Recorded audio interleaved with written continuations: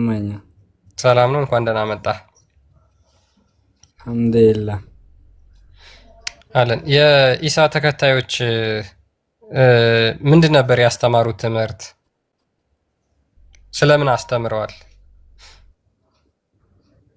በውሸት ዝም ብለህ አትስበክብኝ እየሰማሁት ነበር። እፎይ ማለት የያዘው የእናንተን ጥያቄ ነው። እኔማ አፈልሰዋለሁ። ወዴት ነው የምታፈልሰው? እስቲ አፍልሰውን የኢሳን አስተማሪዎች የኢሳን ደቀ መዝሙር ሐዋርያቶቹን ንገረን። እስካሁን መልስ የሌለው ተረት እንደሆነ ላሳየህ እኮ ነው። የኢሳ ሐዋርያት ማን ናቸው? አንተ ከመለስክ እቺን አዳምጥ። የኢሳ ሐዋርያቶች ስማቸውን ወይንም ደግሞ ስለ ኢሳ መሄድ ማድረግ የተናገረ አንድ ከሰጠኸኝ 100 ጥያቄ ይቀበልሃለሁ። ይኸው ከፍል አድርገው እንደውም ይኸው ውሸት እንዳይመስላቸው ተመለስኩለት ትሰልማለህ። አጋንንት ለመከተል ጋንም ለመግባት አልሰልምም። 100 ጥያቄ ይቀበልሃለሁ። ይሄን አካውንት ሰጣል። አዳም እኔም ጀሃነም ለመግባት አልመልስልህም። እኔም ጀሃነም ለመግባት ለአንተ መልስ አልሰጥም። ለአንተ ተሰለም ከመልስልሃለሁ። ጎበዝ፣ በደንብ አስተውሉ። አይ እስልምና ላይ መልስ ከሰጠ ጋንም ይገባል። ምክንያቱም ለምንድን ነው እሱ ጋንም የሚገባው? አዳምጥ። ምንድነው እሱ ለምንድነው ጋንም የሚገባው? እስልምና ላይ መልስ መስጠት ጋንም ይከታል እያለ ነው። መልስ ከሰጠው ለአንተ ጋንም ይገባል። መልስ ለኔ ከሰጠ ጋንም ይገባል። ምን አይነት ጀሃነም ያስገባው? ሰምተኸኛል? ለኔ መልስ ከሰጠኝ ጋንም ይገታል። የአንተን መጽሐፍ መከተል ነው ጀሃነም የሚያስገባው። አሁን የኔ መጽሐፍ መከተል ጋንም የሚከት ከሆነ መሐመድ ጋንም ገብቷል ማለት ነው። ሱናን አቢ ዳውድ 44:49 ላይ በተውራት ያምናል። እንደገና ደግሞ ሱራ 4:136 ላይ አንተም እንድታምንበት አዞሃል። ኤኒዌይስ ስለዚህ ጋንም መግባት አይቀርም። ዞሮ ዞሮ ተከተልከውም አመንከውም ሱራ 19:71 ላይ ሁላችሁም ጋንም ውስጥ ወራጅ ቢዲ ስለሆናችሁ ማለት ነው፣ ማገዶ ስለምትሆኑ። ኤኒዌይስ የኢሳ ሐዋርያቶች አዳምጥ። የኢሳ ሐዋርያቶች የአንተ መጽሐፍ ነው ጀሃነም። አሁን አትጮህ። የኢሳ ሐዋርያት አንዱን ስም ጥቀስና ኢሳ ወደ ሰማይ አድርጓል ብሎ የሰበከ አንድ ብቻ ስጠኝ። 3 አካውንት አለኝ፣ ቲክቶክን ሰጣለሁ፣ ንጽጽርም አቆማለሁ። እኔ ያንተ አካውንት ምን ያደርግልኛል? ትሰልማለህ አሰልምም ነው ጥያቄ። እኔ ከመሐመድ ጋር እንደ በቆሎ እሸት መጠበስ አልፈልግም። ጋንም ገብቼ ኧረ ምን ትጠበሳለህ? ተሰለምክ መልሱን እሰጥሃለሁ። ስለማንታምንበት ነው መጽሐፍህን ስለማንታምንበት ያው አሁን ታመጣለህ አታመጣም? ትሸማቀቅበታለህ። የውሸት ስብከት ስለሆነ ተሰለምክ እኔ እመልስልሃለሁ። አይ አልሐምዱሊላህ ተሰልማለሁ በልና ማልልኝ በሃይማኖትህ እኔ እመልስልሃለሁ። ተሰልም። አይ አልሐምዱሊላህ እኔ መሐመድን ለመከተል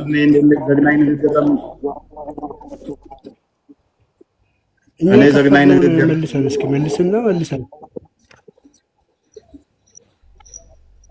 ያው ቃል ከእስልምና ወጣ ነው። ስለዚህ እኔ መልሰኝ እያለህ ነው። መልስና እኔ መልሰኝ እሺ እያለህ ነው። መጀመሪያም እስላም ስላልሆነ ነው እሱ እኮ። አሁን መልስለት እሺ። ታውቀኛለህ ሰባቸው አንተ ስለሆንክ አንተ መልስልሃለሁ። ተሰልማለህ አሰልምም ንገረኝ። ይህን ብቻ ተሰለምክ መልስልሃለሁ።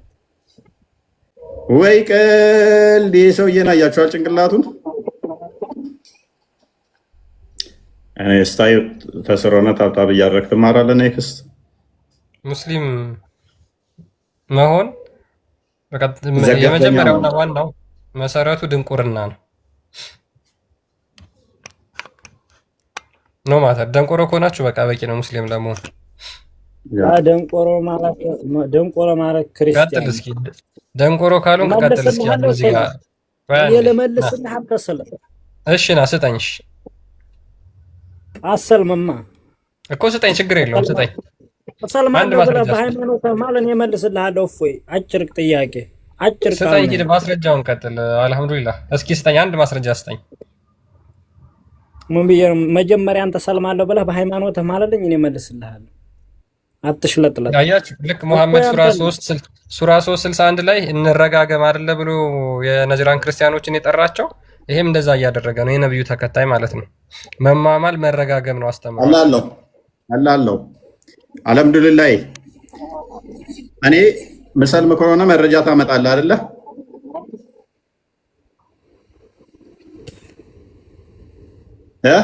ና እንዴት እንደምለጥፍ ላሳየህ።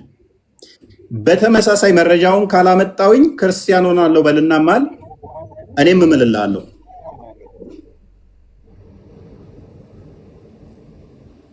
ክርስቲያን መቼም አልሆነም። መቼም እንደማታውቅ ለማወቅ ነው። ለጀሃነም ከስራ ያላችሁ ታዘቡ። ተስራ ያላችሁ ታዘቡ።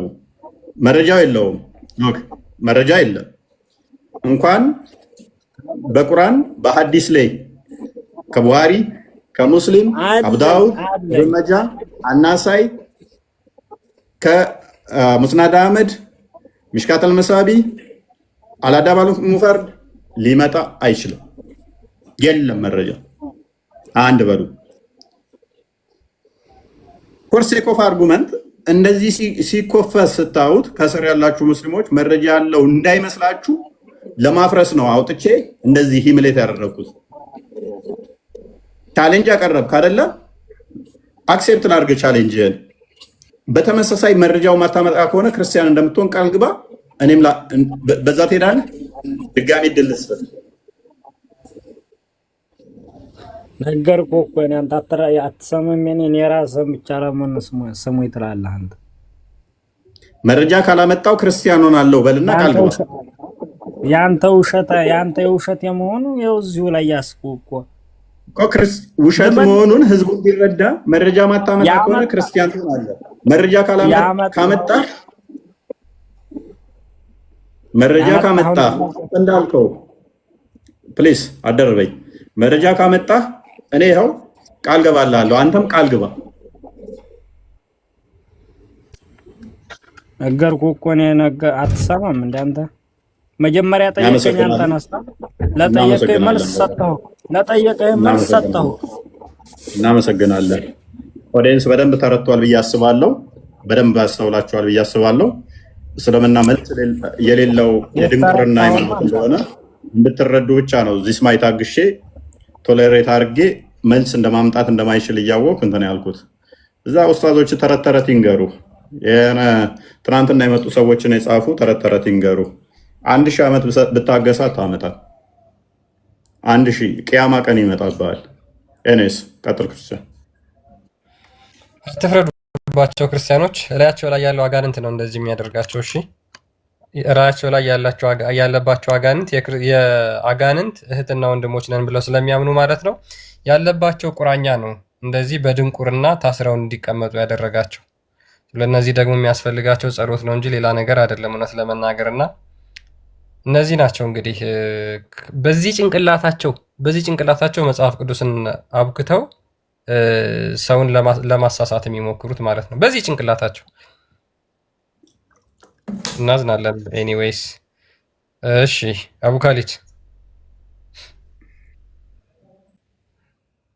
አቡካሊድ አለ። ሰላም ነው። አቡካሊድ ይሰማል? ይሰማል። አቡካሊድ እንዴት ነው? አንዴ ክርስቲያን ላይ ይሰማል። አቡካሊድ ይሰማል? እንኳን ደህና መጣ።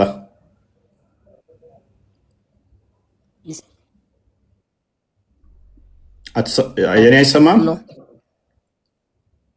የኔ ያንተ ነው። እየተሰማኝ ነው። ኦኬ፣ እየተሰማኝ ነው። መልካም።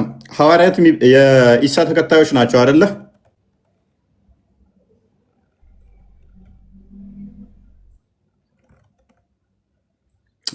ኔትወርክ ጥሩ አይደለም። አቡካሊድ ድምጽህ ይቆራረጣል። ከኔ ነው ወይስ ከእናንተ ነው? አይ ቲንክ አንተ መሰለኝ። የኔ ይሰማል ክርስቲያን? ያንተ ይሰማል። አቡካሊድ ያንተ ጥሩ አይደለም። ይሰማሃል? አሁን የሚሰማ ከሆነ ቀጥል። ከፍ እሺ፣ አሁን እየተሰማኝ ነው። ኦኬ ትንሽ ላግ ያደርግብሃል። ኦኬ ሐዋርያቶች የኢሳ ተከታይ ናቸው አይደለ?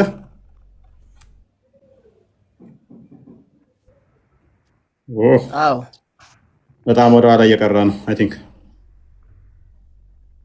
ወይ ተመልሶ ይግባ፣ ካልሆነ ተመለስና ግባ። ቆይ ቆይ አንዴ ተመልሼ ልግባ።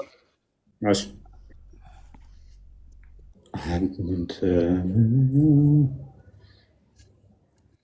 እህታችን ሳዳ አቡኪ ሳዳ አለሽ? ምንድነው ድምፅሽ? ኧረ ከፍ አድርጊው።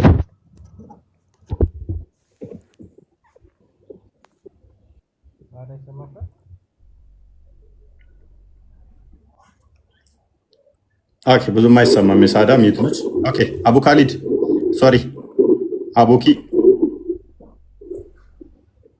ሙስሊም ነህ?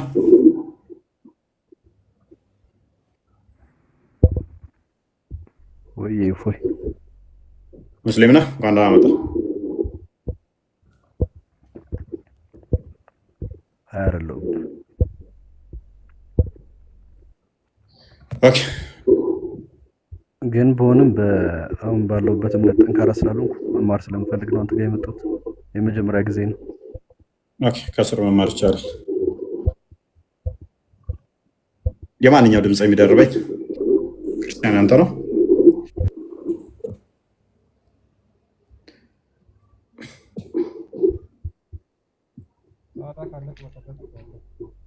የአንተ መሰለኝ ክርስቲያን ኔትወርክህ ወይንም ስልክህ ጥሩ አይደለም። ያንተ ይላል ይንቆራቆራል። ኦኬ ጥያቄ በቃ ሳዳና ከድር ጥያቄ አላችሁ?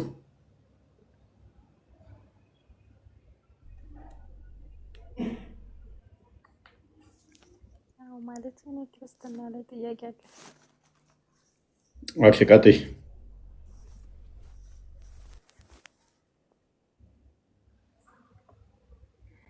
ምንድን ነው ጥያቄሽ?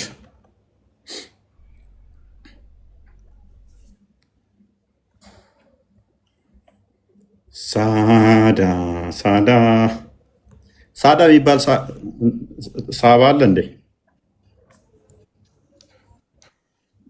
ከሳባ ውስጥ ሳዳ ትባላለች? አላውቅም። የለችማ። መሐመድ ወንድ ሴት ሳቦች አሉት እንዴ? ሳቦቹ ወንዶች ብቻ ናቸው እንዴ? ከድር አይሻ ሳባ አይደል? ሚስቱ ምንድን ነው? ሚስቱ የሴት ሳባ አይደል?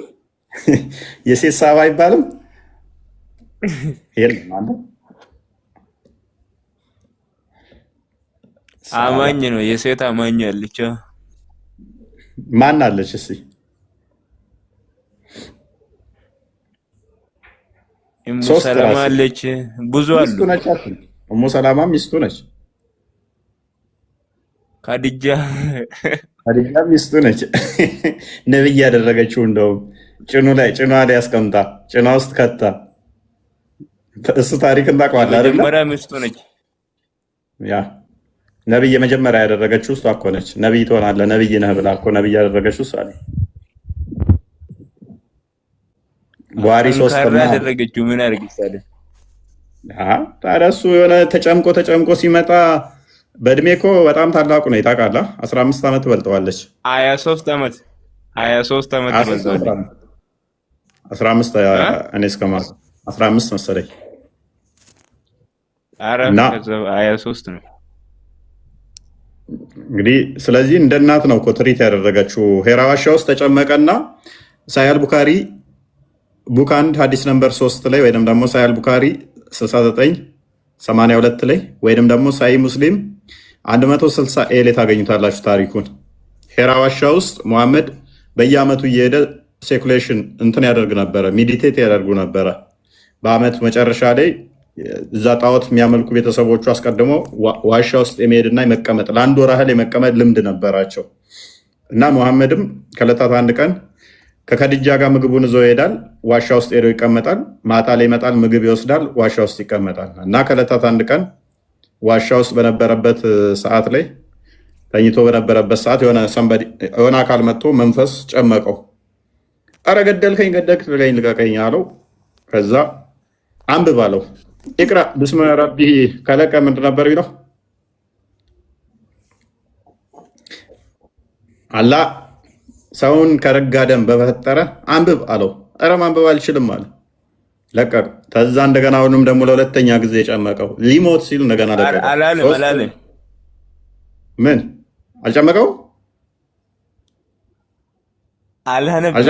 አጨምቀው አለ። ምን ቁርአን ላይ አለ? ቁርአን ላይ ጨምቆኛል ያለበት የለም።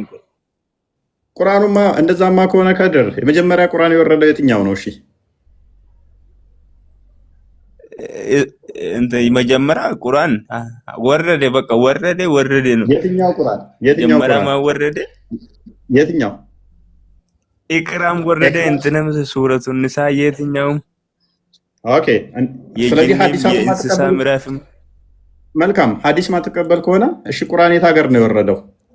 አንተ ደንቆሮ ሙስሊም ነህ ጂኒ ምናምን ትላለህ። ዋና መውረዱ ነው። ምን ያገባኝ ቦታው ጅኒ ትላለህ ወይ ደንቆረ ነው ወይ እያለች ነው።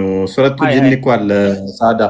ሱረቱ ጅኒ 72ኛው ምዕራፍ እኮ የጅኒዎች ምዕራፍ ይባላል። ሙሐመድ አላህን ሲጠራ ጅኒዎች ሮጠው ላዩ ላይ ከመሩ ነበር፣ ወደሱ ሊከመሩ ይመጡ ነበር ይላል ሱራ 72 19 ላይ።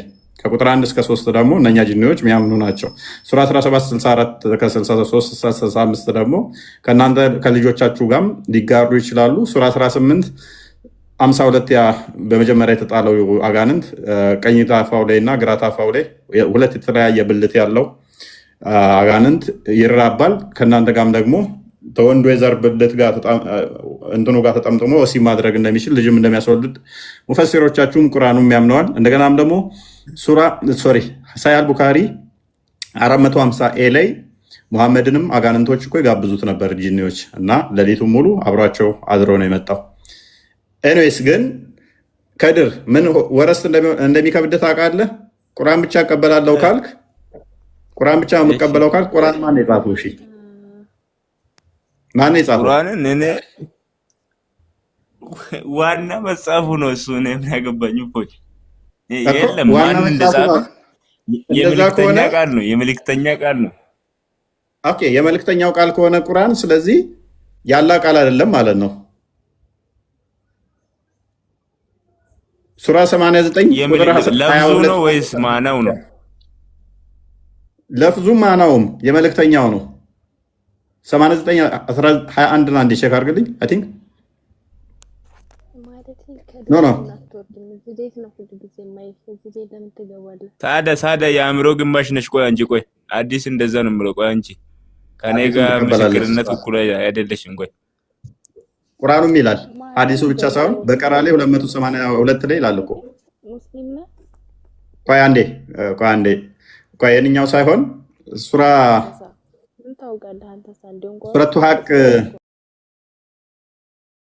ሱረቱ ሀቅ አንዴ ክፈትልኝ። ሱረቱ ሀቅ 38 ነው እንደዛ አካባቢ። የእኛው ተውቀ ወይንም ደግሞ 81 ስንት ነው? ለሚቼክ ምን የሚለው ነው? 69ኛው ማለት ነው። 69ኛው ሱረቱ ሀቅ 69ኛው ያላ የመልእክተኛው ቃል ነው የሚለው እሱ ክብር የመልእክተኛው ቃል ነው። አንዴ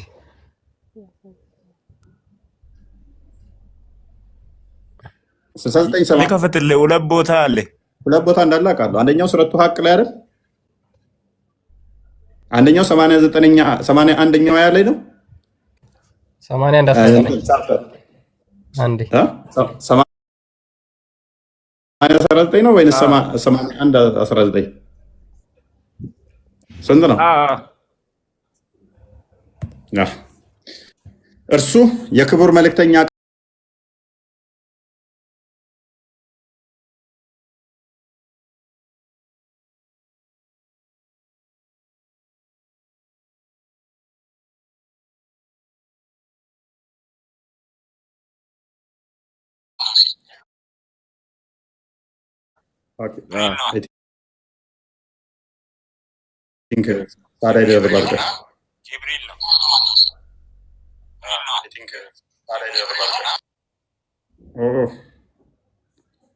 ደራረበ።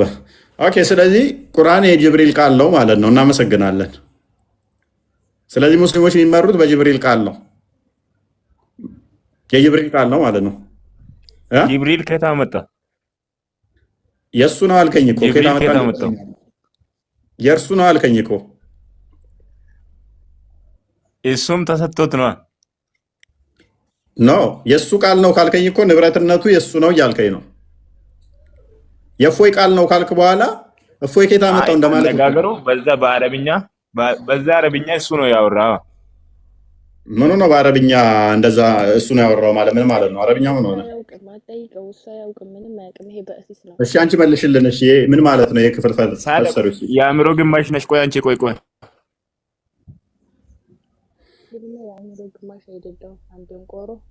የአእምሮ ግማሽ ነች። ቆይ አንቺ ምስክርነት እኮ እኩል አይደለንም። ምን ሆነሻል? ምን ታውቃለህ አንተ እንደንቆሮ አዎ በግ ቆይ አንቺ የአእምሮ ግማሽ ስለሆንሽ እኩል አይደለንም። አዲስ እንደዛ ያረቀዋችሁ እኮ አንቺ እኮ የናውን አስረዳኝ። እሺ ኢናሁ ለቁሉ ረሱሊን ከሪም ምን ማለት ነው? ለምሳሌ ማለት ነው። እሺ የተከበረ የመልእክተኛ ቃል ነው ይላል እኮ። ማን የተከበረው መልእክተኛ? ይሰማል? መሐመድ መልእክተኛ ነው አይደለም? መልእክተኛ የተባለው ነብዩም መልእክተኛ ነው አይደለም? እሱም መልእክተኛ ነው።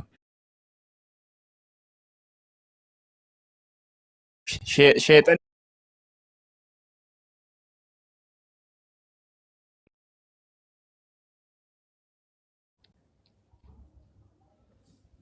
መሐመድም መልእክተኛ እሱም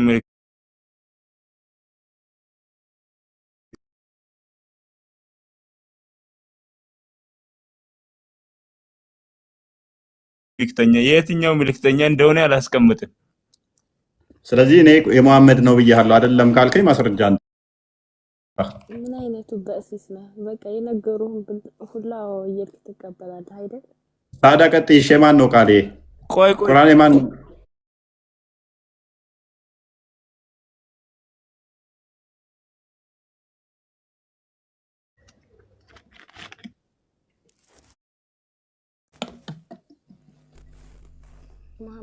ማን ነው መልእክተኛው? ማን ነው መልእክተኛው?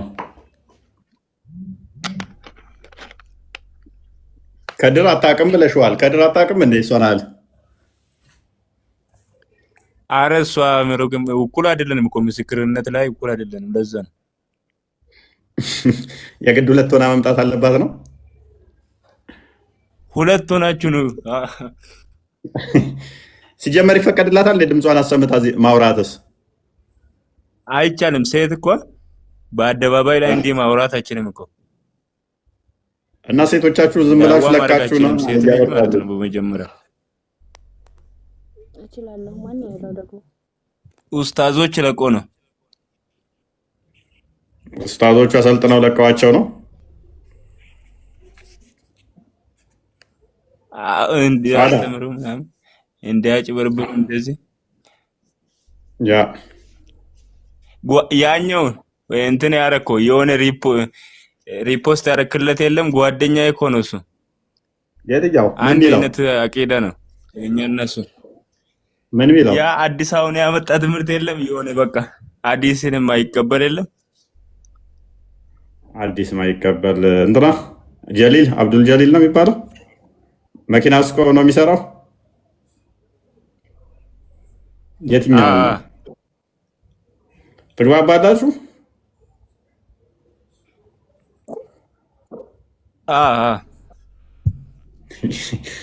አንተም አትቀበልም እሱም አትቀበልም። ይመቻችሁ። ሐዲስ አንፈልግም ግን አስቸጋሪ ነው ለእናንተ። መጨረሻ ላይ ቁርአን ግልጽና የተብራራው ነኝ ይላል። ባይዘይ ቁርአን እኮ አይፈቅድም ሐዲስ እንድትቀበሏል። ቁርአኑ ሌላ ሐዲስ ወይም ተፍሲር በዛም ብዙ የሚል አለ በቁርአን ውስጥ።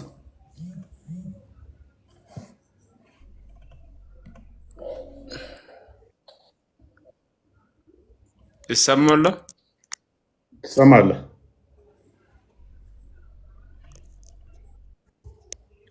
ኔትወርክ ነው። ይሰማል? ይሰማል? የኔ አይሰማም እንዴ? ይሰማ እንደዛ ይሰማል። ትምህርት ይሰማል። የኔ አይሰማም እንዴ? ትምህርቱን ልናሰፋ ነው እንደዛ አይነቱ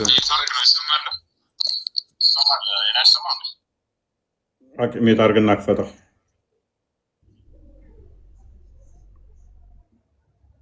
ክርስቲያን ቀጥል። ያ አይ ቲንክ ቢበቃን እፎይ።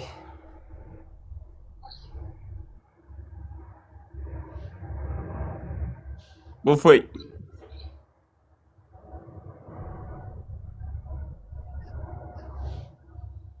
አሁን የለም ድምጼ የተወሰነ መታል ሐዲስ ካልተቀበልክ እኮ ከባድ ነው። ከቁርአን ጋር መጋጨት አይሆንብህም ራሱ? እንዴት? ለምን? ለምሳሌ ለምን? በምን ይጋጫል? መሐመድን የሚናገረው እንዳለ እንድትቀበል ታዘዋል ብዬ ነው። መሐመድ ሐዲስ እንደተናገረ ምን ማስረጃ አለ? እዛማ እንዴ ምን ማስረጃ አለክ? ሁለቱም በተመሳሳይ መንገድ በሰንሰለት ስለሆነ የመጡት ቁርአንም ሐዲስም የመጡበት መንገድ አንድ አይነት ነው። ዳኢፍ ቁርአን አለ፣ ሰሂህ ቁርአን አለ፣ ዳኢፍ ሐዲስ አለ፣ ሰሂህ ሐዲስ አለ። አንድ አይደለም። ቁርአን ዳኢፍ የለውም፣ ለምሳሌ ደካማ የለውም። ሐዲስ ደግሞ ሰው የፈለገውን ደካማ ያደርጋል፣ የፈለገውን ደግሞ ሰሂህ ያደርጋል። ስለዚህ ይጋጫል። አንድ አለው ሐዲስ አለው። በጣም ቁርአን በጣም ብዙ አለው። ብዙ አይነት ቁርአን አለ። ከ10 በላይ ቁርአን አለ። ያ ደግሞ በሰንሰለት ነው የመጣው። ለምሳሌ ኢማም ሐፍስ፣ አሁን አንተ የኢማም ሐፍስ ነው የእሱ ሐዲስ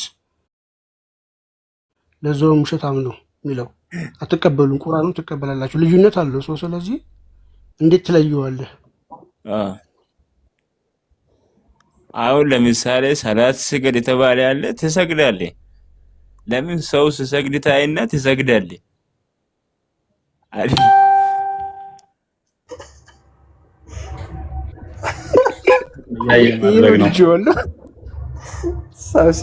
ሰው ሲሰግድ አይተህ ነው የምሰግደው እንጂ አንብበህ ምናምን አይደለም። ስንት ሰዓት እንደሚሰገድ አይደል? ከድር ሰዓትም አለ አልተናገረማ። በምመች ሰዓት ትሰግዳለህ። እንዴት ምን ብለህ መስገድ እንዳለብህ እንዴት ምን ብለህ አይ ሳዳ የምሩን እኮ ነው። ሳዳ እንዴት ወሲብ ማድረግ እንዳለባችሁ ተናግሮ ቁርአን ቂጣችሁን እንዴት መታጠብ እንዳለባችሁ ውዱ እንዴት ሰላት እንዴት መስገድ እንዳለባችሁ ካልተናገረ አስቸጋሪ ነው። መሐመድ ቤት ውስጥ እንዳመጡ ምግብ ከበላችሁ በኋላ ተበተኑ ብሎ ቁርአን አላህ እንጂ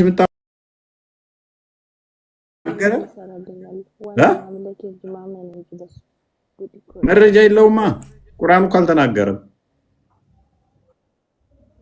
እና አስቸጋሪ ነው። ለዛሬ ቃል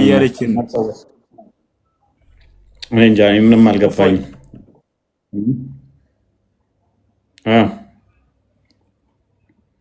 ሳዳ ጥያቄ አለሽ? አንድ ጥያቄ ልጠይቅህ ነው። እኔ አለኝ እሷ ተዋት። ቆይ ቀጥሉ። እሺ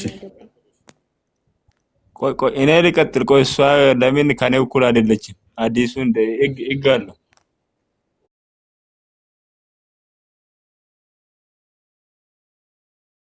ግማሽ ስለሆነ ነው እያለ ነው ከድር። ታው ሳዳን አትንኳት፣ ሳዳን አትንኳት። ይሄ ክርስቲያን ቤት ነው፣ ሙስሊም ቤት አይደለም። ግማሽ ነች እያላችሁማ ታሸማሽሟት። እዛ ሙስሊሞች ጋር ነው፣ እኛ ጋር ከወንዱ እኩል ነው የምናያት። እንደውም ቅድሚያ እንሰጣታለን። ቀጥይ ሳዳ። እንደውም ሴቶች እኮ መግረፍ እኮ እምቢ ካሉ መግረፍ ራሱ ይፈቀዳል። ሚስቶችና መግረፍ ራሱ ይፈቀዳል። ለምን? መታዘዝ አለባቸው። እሱ እናንተ ጋር ነው። እኛ ደግሞ መራር አትሁንባት እንደ ገዛ ስጋ ውደዳት ስለሚል ግረፋት የሚለውን አንቀበልም።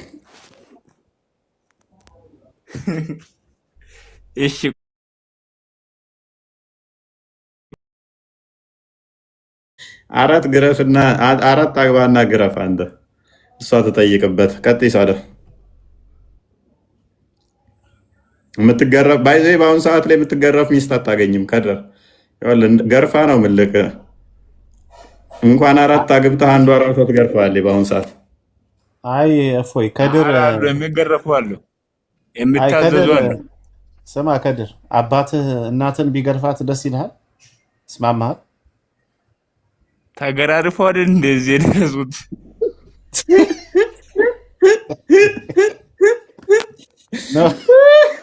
እነሱን አላልኩም። አንተ አባት አይ ጉድ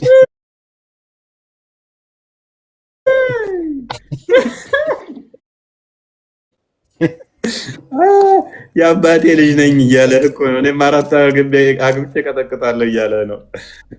ይመችህ። እንደው እንደ ልጅ ሆነ ስታስበው ግን አባትህ እናትን ሲገርፋት ብታይ ደስ ይልሃል? ከድር እንደው ከምር ተገራርፈዋል አለህ እኮ። እነሱማ ተገራርፈዋል። እኔ ሳላውቁ ተገራርፈዋል፣ ጨርሷሉ። አይ እሺ፣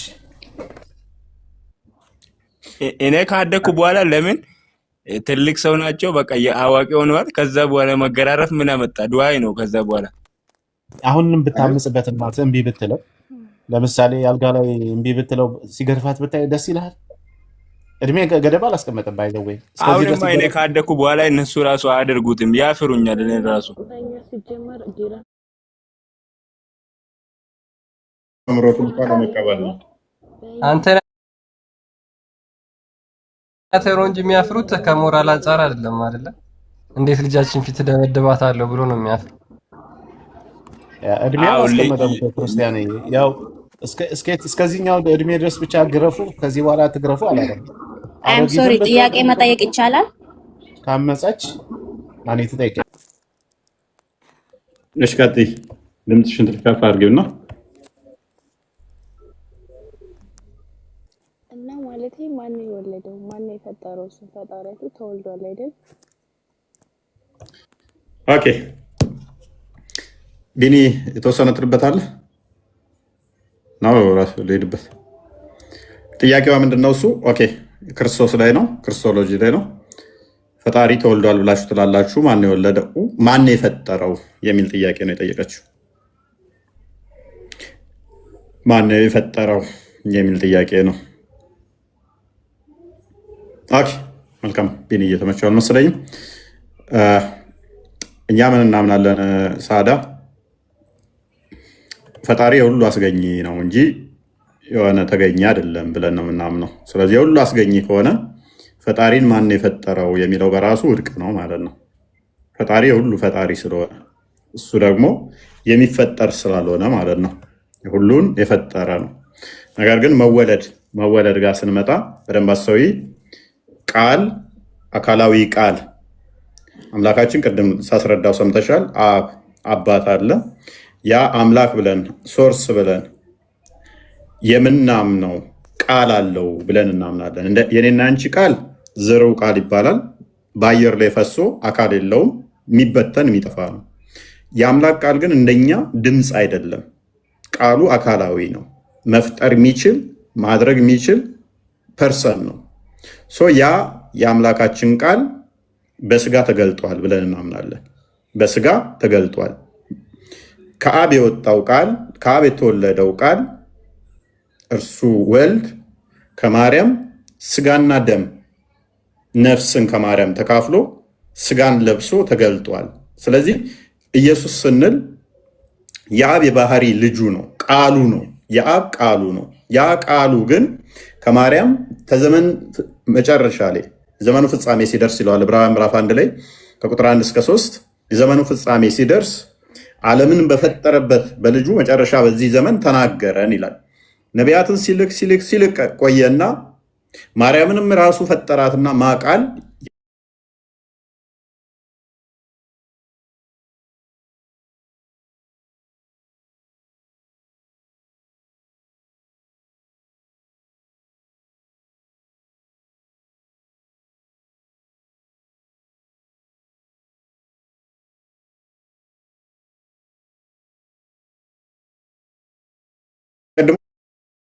በእግዚአብሔር መልክ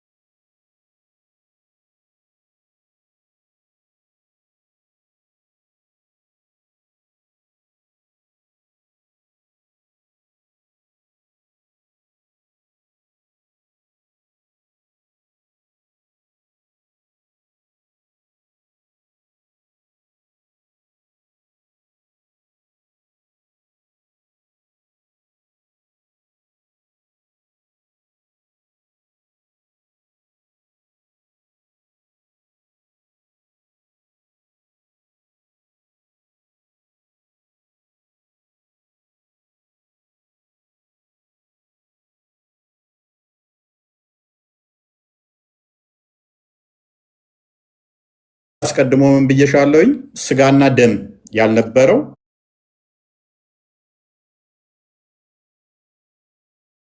የአብ ቃሉ ዓለምን የፈጠረ ነው፣ ሁሉን ያስገኘ ነው፣ በዓለም ሙሉ ነው። ዮሐንስ ወንጌል ምዕራፍ 1 ላይ በመጀመሪያ ቃል ነበር፣ ቃልም በእግዚአብሔር ዘንድ ነበር፣ ቃልም እግዚአብሔር ነበረ፣ ሁሉ በእርሱ ሆነ፣ ከሆነውም አንዳች ሁሉ በማን ሆነ? በቃል። ሁሉ ከሆነ በቃል ከተባለ የተፈጠረ ዓለም ሁሉ የተፈጠረው በቃል ነው። ከተፈጠረ ሁሉ ውስጥ ደግሞ አንድም ያለ ቃል የተፈጠረ የለም ማለት ነው። ስለዚህ ሁሉን የፈጠረው ቃል አስቀድሞ ቁጥር 10 ላይ ሲናገር በዓለም ነበረ፣ ዓለሙም በእርሱ ሆነ ይላል። በዓለም ነበረ፣ ዓለሙም ደግሞ የሆነው በማን ነው? በቃል ነው አለ። ቁጥር 14 ላይ መጣና ግን ቃል ስጋ ሆነ፣ ጸጋና እውነትን ተሞልቶ በእኛ አደረ ይላል። ያ የነበረው አስቀድሞ ቃል ስጋ ያልነበረው፣ ማይነካው፣ ማይዳሰሰው፣ ማይታየው፣ ማይመታው፣ ማይራበው፣ ማይጠማው፣ ማይደክመው፣ ማይያዘው፣ ማይወሰነው እርሱ የኛን ባህሪ የኛን ስጋ ባህሪ ደካማ ባህሪ የሚታይ የሚዳሰስ የሚመታ የሚራብ የሚጠማ የሚደክም ይሄንን የስጋ ባህሪ ከማርያም ስጋና ደምን ተካፍሎ ቃል ስጋ ሲሆን ቃል በስጋ ተዋህዶ ተገለጠ። ስለዚህ ያ የምታየው የመለኮት ሙላት ያለው ነው። በሰውነቱ የመለኮት ሙላት ያለው ነው ማለት ነው።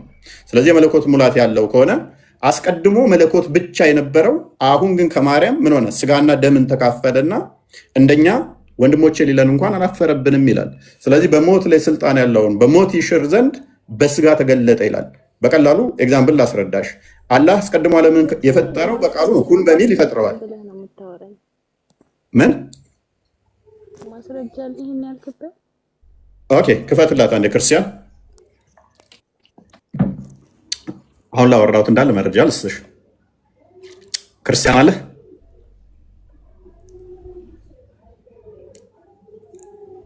ክርስቲያን አለ ያ ምን ልክፈትላት? ፎይ ያ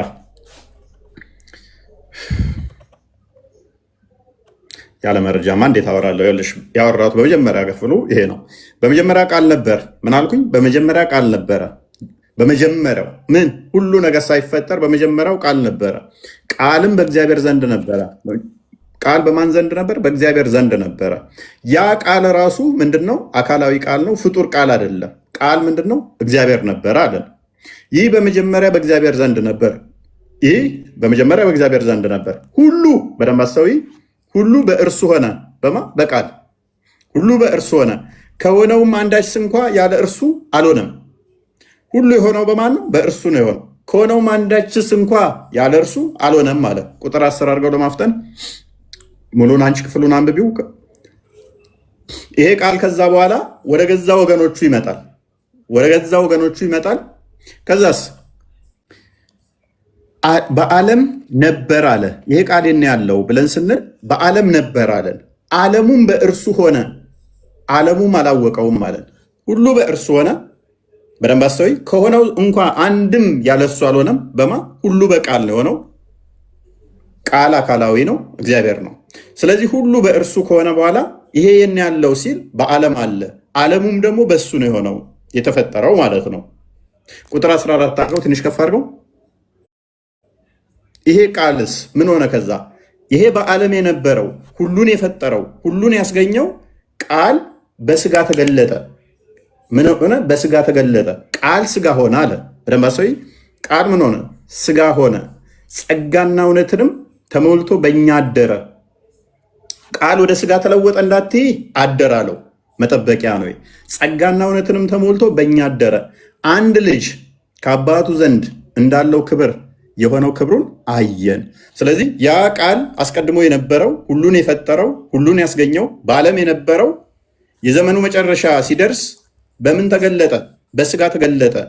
ለምሳሌ ብርሃን፣ እሳት ለምሳሌ አንድ ብረትን ለምሳሌ ይሄን ብረት ነው ብለሽ አስቢው። ይሄንን ሪሞት ይሄ ብረት እሳት ቢነካው ቀይ ይሆናል፣ ፍም ይሆናል። ይሄ ፍም በሆነበት ሰዓት ላይ ምንድን ነው የምትይው? ብረት ነው የምትይው ወይንስ እሳት ነው የምትይው? ብረቱ ፍም ሆኗል ቀልጦ በእሳቱ ምክንያት። ስለዚህ ምንድን ነው የምንለው? እሳቱ ብረቱን ተዋህዶታል አይደለ? መነጠል አንችልም። ስለዚህ ልክ እንደዛው እሳቱ ማይያዝ፣ ማይጨበጥ፣ ማይነካ፣ ማይደሰስ፣ ማይመታ ነበረ እሳት ብቻ ስለነበረ። ነገር ግን የብረትን ገንዘብ አደረገና ብረቱን ብንመታው ብረቱን ብቻ ነው የመታ ነው አንልም። እሳት ተዋህዶታልና እሳቱ ብረቱ ምን ሆኖታል? ተዋህዶታል። ቃልም በደንብ አስተውይ። ቃልም በስጋ ሲገለጥ የመለኮት ሙላት በሰውነት ውስጥ እንደዚህ ተዋህዶ ተገልጧል። ብረት ብቻ አይደለም፣ እሳት ተዋህዶታል አይደለ? ይሄንኛው ስንመታው እሳቱን መታን ወይንም ደግሞ ብረቱን ብቻ መታን አንልም ነጥለን ስለተዋሃደው። ቆላሲያስ ምዕራፍ 2 ቁጥር 9ን ክፈተው። ስለዚህ ቃል ስጋ ሲሆን ጸጋና እውነትን ተሞልቶ ሲያድር አስቀድሞ የነበረው ቃል ስጋ ከጊዜ በኋላ የመጣ ነው፣ ከማርያም የወሰደው ነው። ነገር ተተዋህዶ በኋላ ዘላለማዊ የቃልን ገንዘብ ያደርጋል። ነገር ግን አስቀድሞ ቃል ስጋ አልተዋሃደም ነበረ። ሳይዋሃድ ማርያምንም የፈጠረ ያስገኘ ነበረ። ነገር ግን ማርያምን ከፈጠረ በኋላ ከእርሷ ስጋና ደምን ተካፍሎ ምን ሆነ? ተገለጠ። በእርሱም የመለኮት ሙላት በሰውነቱ ተገልጦ ይኖራል። ስለዚህ በክርስቶስ ሰውነት ውስጥ የመለኮት ሙላት ተገልጦ ይኖራል ማለት ነው። ተዋህዶት፣ ልክ ብረቱ እሳቱን ተዋህዶት እንዳለው ቃል ወይንም ደግሞ የመለኮት ሙላት በዛ በክርስቶስ ስጋ ውስጥ ተዋህዶ ይኖራል ማለት ነው። ያ ከማርያም ስጋና ደም የተካፈለው የነሳው እርሱ ፍጹም አምላክ ነው ማለት ነው። ሮሜ ምዕራፍ 9 ቁጥር 5 አንዴ ክፈተው። ስለዚህ ክርስቶስ በደንብ አስተውይ። አስቀድሞ ቃል ብቻ የነበረው በስጋ ሲገለጽ ስግው ቃል ቁጥር 5 አባቶች ለእነርሱ ናቸውና፣ በደንብ አስተውይ። አባቶች ለእነርሱ ናቸውና ከነርሱም ክርስቶስ ምን ሆነ? በስጋ መጣ። እርሱ ከሁሉ በላይ ሆኖ ለዘላለም የተባረከ አምላክ ነው፣ አሜን። አባቶች ለእነርሱ ናቸው፣ ከነርሱም ክርስቶስ ምን ሆነ? በስጋ መጣ። ያ ከማርያም ስጋና ደምን ተካፍሎ ቃል በስጋው ተገልጦ ዕብራውያን ምዕራፍ 1 ክፈትልኝ።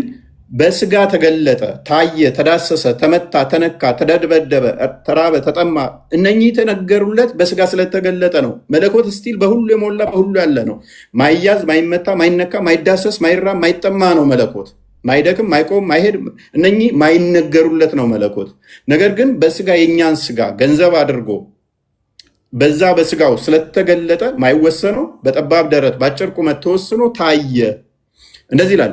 ከጥንት ጀምሮ እግዚአብሔር በብዙ አይነትና በብዙ ጎዳና ለአባቶቻችን በነቢያት ተናግሮ ለነቢያት ለአባቶቻችን በብዙ አይነት ጎዳና ተናገረ። እግዚአብሔር ነቢያትን ሲልክ ሲገሉ ነቢያትን እንደዛ ቆዩና ሁሉን ወራሽ ባደረገው ደግሞም ዓለማትን ምን ባለበት በፈጠረበት በልጁ በዚህ ዘመን መጨረሻ ተናገረን። ስለዚህ ዓለማትን የፈጠረው እግዚአብሔር በምንድን ነው? በቃሉ ነው። ያንን ቃሉ ምን ብለን እንጠራለን እኛ? ልጁ። መጨረሻ ላይ ምን ሆነ? ነቢያትን ሲልክ ከቆየ በኋላ እግዚአብሔር ነቢያትን ሲልክ አንዳንዶቹን ሲገሉ፣ አንዳንዶቹን ሲያርዱ፣ አንዳንዶቹን ሲሰቅሉ ቆዩ። መጨረሻ ላይ እግዚአብሔር ፍቅሩን የገለጸው ምንድነው? ሮሜ ምዕራፍ 5 ከቁጥር 6 ጀምሮ እንደሚናገረው እግዚአብሔር ፍቅሩን የገለጸው በምንድነው? ልጁን በመላክ ነው። ቃሉን በመላክ ቃሉ በስጋ ተገልጦ ታየ፣ ተዳሰሰ፣ ተመታ፣ ተራበ። እነኚህ ሁሉ የተነገሩለት በስጋ ስለተገለጠ ነው። ስቲል በሁሉ የሞላ በሁሉ ያለ ነው። ኤንስ በደንብ ግልጽ ሆኖላታል ብዬ አስባለሁ። በተመሳይ እስልምናው ላይ አንድ ብቻ ላንሳ። ቁርአን ያላህ ቃል ነው ተብሎ ይታመናል። ቁርአን ያላህ ቃል ነው። በተለይም በዋብያዎች ዘንድ ቁርአን ያላህ ቃል ከሆነ ፍጡር አይደለም ብለው ነው የሚያምኑት። ይሄ አራቱ መዛቦች የሚስማሙበት ነው። ያላህ ቃል ነው ቁርአን፣ ፍጡር አይደለም። ኦኬ፣ እንደዛ ከሆነ ወረቀቱ ፍጡር ነው፣ እነካዋለሁ። ስቀራው ለምሳሌ አሊፍ ላም ሚም ስል የሰማችሁት የፍጡር ቃል ነው ወይንስ የፈጣሪ ቃል? የፈጣሪ ቃል ነው። በተለይም እንደ ኢብን ሐንበል አቂዳ መሰረት ይሄንን የፍጡር ቃል ብሎ ያለ ካለ ቀጥታ ከእስልምና ይወጣል፣ ያስገድለዋል። ተውበት ማያደርግ ከሆነ አሊፍ ላም ሚም የሚለውን አሁን ለምሳሌ ፍጡር ነው ፍጡር አይደለም ብዬ ብጠይቅ የፍጡር ቃል ነው ብሎ ካለ አንድ ሰው እንደ ሐንበሊ አቂዳ በእስልምናው ዋብያዎች የሚከተሉት በተለይም ቀጥታ ያስገድለዋል፣ ተውበት ማያደርግ ከሆነ ማይመለስ ከሆነ። ስለዚህ ይሄ የሰማኸው ካዳ የኔን ድምፅ አይደለ? እኔ ፍጡር አይደለሁም እንዴ?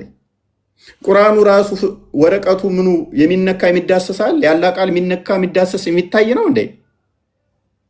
ምን ሆነ? በሚዳሰስ በሚነካ እንደዚህ ተገለጠ ማለት ነው። ስለዚህ ቁርአን ፍጡር አይደለም ብለው ያምናሉ። እና እንደዛ ነው። ሜይ ቢ ይበቃል ወይንስ አለው? እኔ አንድ ጥያቄ ብቻ ነው። እሺ ደከመኝ፣ ቀጥልሽ። ኢየሱስ የማን ልጅ ነው? ኢየሱስ ማለት ስግው ቃል ማለት ነው። ኢየሱስ ስግው ቃልን የሚያመለክት ሲሆን መድኃኒት ማለት ነው። የእግዚአብሔር ልጅ ነው አይደለ? የእግዚአብሔር ልጅ ነው አይደለ? እነሆ ድንግል ትጸንሳለች ወንድ ልጅም ትወልዳለች የሚለው ትንቢቱ ከተፈጸመ በኋላ አይ ቲንክ ማቴዎስ ወንጌል ምዕራፍ 2:21 አንድ ቼክ አድርግልኝ ክርስቲያን። ኢየሱስ የሚለው ከድር በስጋ ከተገለጠ በኋላ የተሰጠው ስም ነው አይደለም? እግዚአብሔር ነው አይደለ? አባቱ አዎ ነው፣ ችግር የለውም። ቁጥር 20 አካባቢ አድርገው ሲ ያ እግዚአብሔር ማን ነው? አብ ነው። ኦኬ፣ የአብ ልጅ ነው አይደለ? ኦኬ፣ ስሙን ምዕራፍ 1 ላይ ነው፣ ቼክ አድርገው ነው።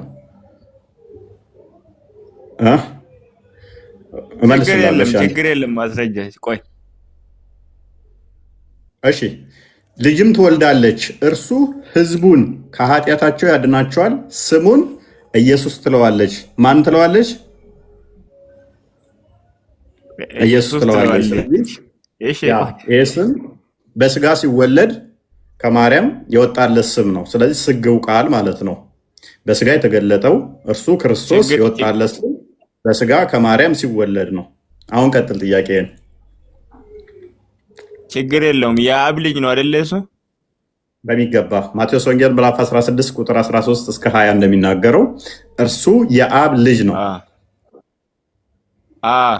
እሺ፣ ኢየሱስ ማለት ነው የአብ ልጅ ነው የስላሴ ልጅ ነው? ይሄን መልስልኝ። የአብ ልጅ ነው የስላሴ ልጅ ነው ማለት ምን ማለት ነው? የአብ ልጅ ነው አልንህ እኮ።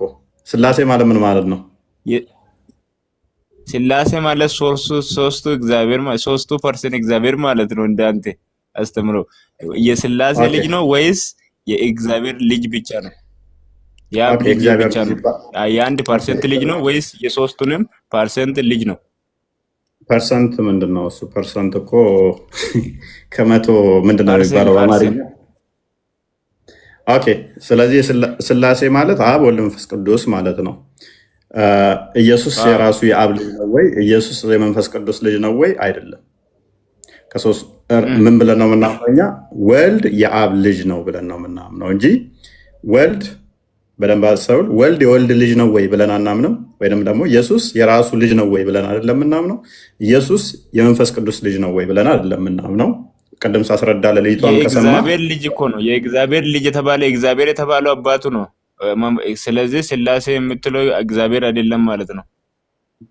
ችግር የለው። አሁን ስላሴ ስትል ምንን ሪፈር እያደረግ ስለሆነ ስላሴ ብለን ስንል እኛ ምን እያልን ነው? አባት፣ ልጅ፣ መንፈስ ቅዱስ አልከደን። ስለዚህ ይህንን እንደዚህ ከለየ በደንብ አስተውል። እንደዚህ ከለየ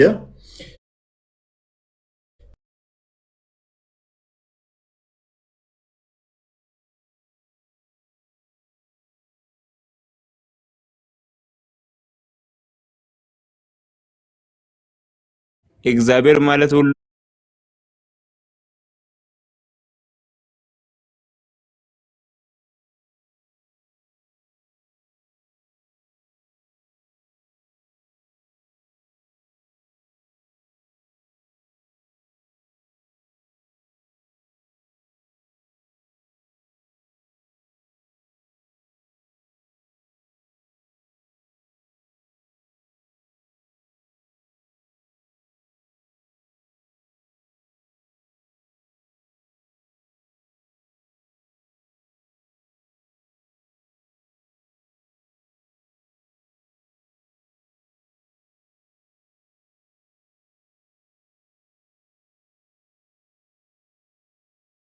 ሶስት ፐርሰን አይደሉም ማለት ነው። የአባቱ ብቻ ነው እግዚአብሔር የተባለው የእግዚአብሔር ልጅ ተባለ እሱ።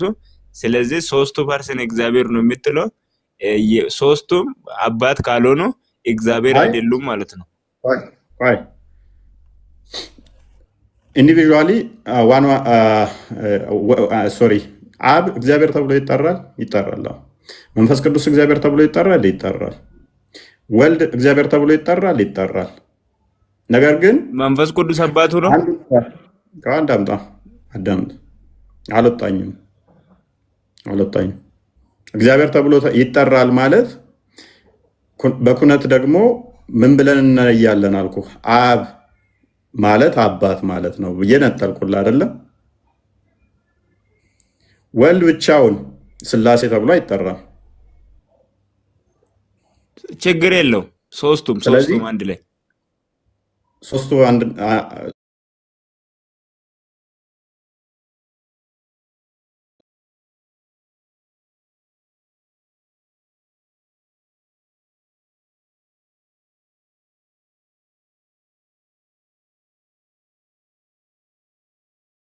ስላሴ ማለት ምን ማለት ነው? እሺ ስላሴ ማለት ምን ማለት ነው?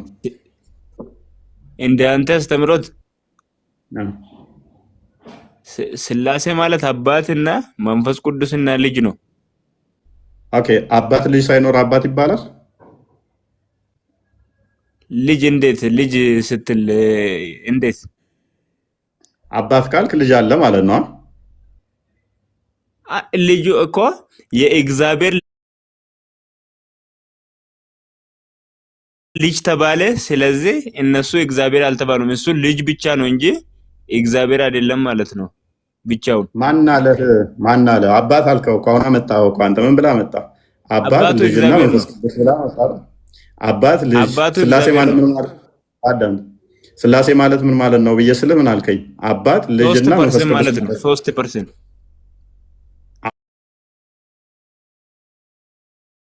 አባት ልጅና መንፈስ ቅዱስ ማለት ነው ብለህ መለስክልኛ።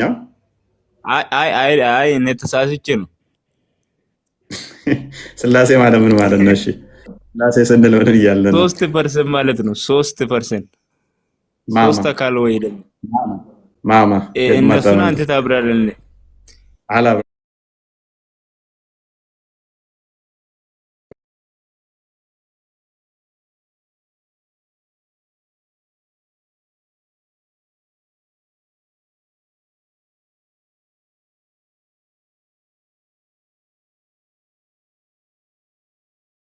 ብቻ ነው ከድር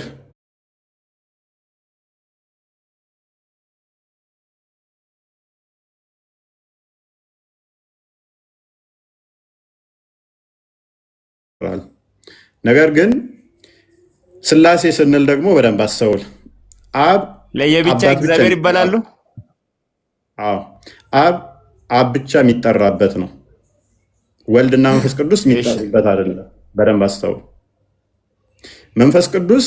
መንፈስ ቅዱስ ብቻ የሚጠራበት እንጂ አብና ቃል የሚጠሩበት ወይም አብና ወልድ የሚጠሩበት አይደለም። ገባ? ወልድ ደግሞ የወልድ ስም ብቻ እንጂ የአብና የመንፈስ ቅዱስ ስም አይደለም። አሁን ገባ? አልገባኝም። ቆይ እሺ አይ ቲንክ ሐዋርያት ሥራ ምዕራፍ 5 ላይ አንዴ ቼክ አድርግልኝ ክርስቲያን። ሐናንያን ያሳሳተበትን ኦኬ ቼክ ላድርግ ራሴ ወይንስ ቢኒ ታስታውሳለህ? 5 ላይ ነው። እስከዛ ግን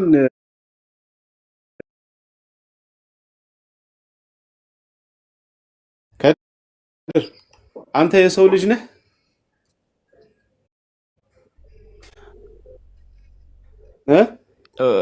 ቆይ እንመጣበታለን። እሱም ማስረጃ ያውጣና እኔ የሰው ፈታ ያርጉ የሰው ልጅ ነኝ። ቆይ ያ ተከፍቶልሃል። ሐዋርያት ሥራ ምዕራፍ 5 ላይ ቁጥር 3 ላይ ተከፍቶልሃል። ጴጥሮስም ሐናንያን ሆይ መንፈስ ቅዱስን ታታልላለህን? ከመሬት ሽያጭ ታስታር ያለ ሐናንያ ምን አደረገ? መሬት እንትን ብሎ ሶሪ ሐናንያ በደንብ ክፍሉን ላብበለ ቅድሚያ ጴጥሮስም ሐናንያን በደንብ አስተውል። ሐናንያ ሆይ መንፈስ ቅዱስን ታታልላለህን? ከመሬቱ ሽያጭ ታስቀር ዘንድ ሴጣን በልብህ ስለምን ሞላ? ማንን ታታልል ዘንድ አለው? ከድር አንብቦ ቀጥል መልስልኛ። ማንን ታታልል ዘንድ ነው ያለው? እኔ እሱን አይደለም እኮ ማታለል ሳይሆን እግዚአብሔር የተባለበት መንፈስ ቅዱስ። አንተ ወን ብለህ ነው የምታደርቀኝ አንተ ሰውዬ። ያው ምን አለው? ጴጥሮስም ሐናንያ ሆይ መንፈስ ቅዱስን ታታልልና ከመሬቱ ሽያጭ ታስቀር ዘንድ ሴጣን በልብ ስለምን ሞላ? ሳትሸጠው ያንተ አልነበረምን? ከሸጥከው በኋላ በስልጣንህ አልነበረምን? ይህንን ነገር ስለምን በልብህ አሰብክ? እግዚአብሔርን እንጂ ሰውን አልዋሸህም አለው። ማንን ነበር ለማታለል የሞከረው ሐናንያ? ከድር አይደለም እግዚአብሔር የተባለበት ቀጥታ እግዚአብሔር የተባለበት እንደ ሀብ እግዚአብሔር ተብለዋል። ይኸው እኮ ያሳየው እኮ ነው። ሐናንያ ማንን ነው ለማታለል የሞከረው? መንፈስ ቅዱስን ነው አይደለ? ማንን ነው እያታለልክ ያለው አለው? እግዚአብሔርን። መንፈስ ቅዱስ እግዚአብሔር ስለሆነ ማለት ነው።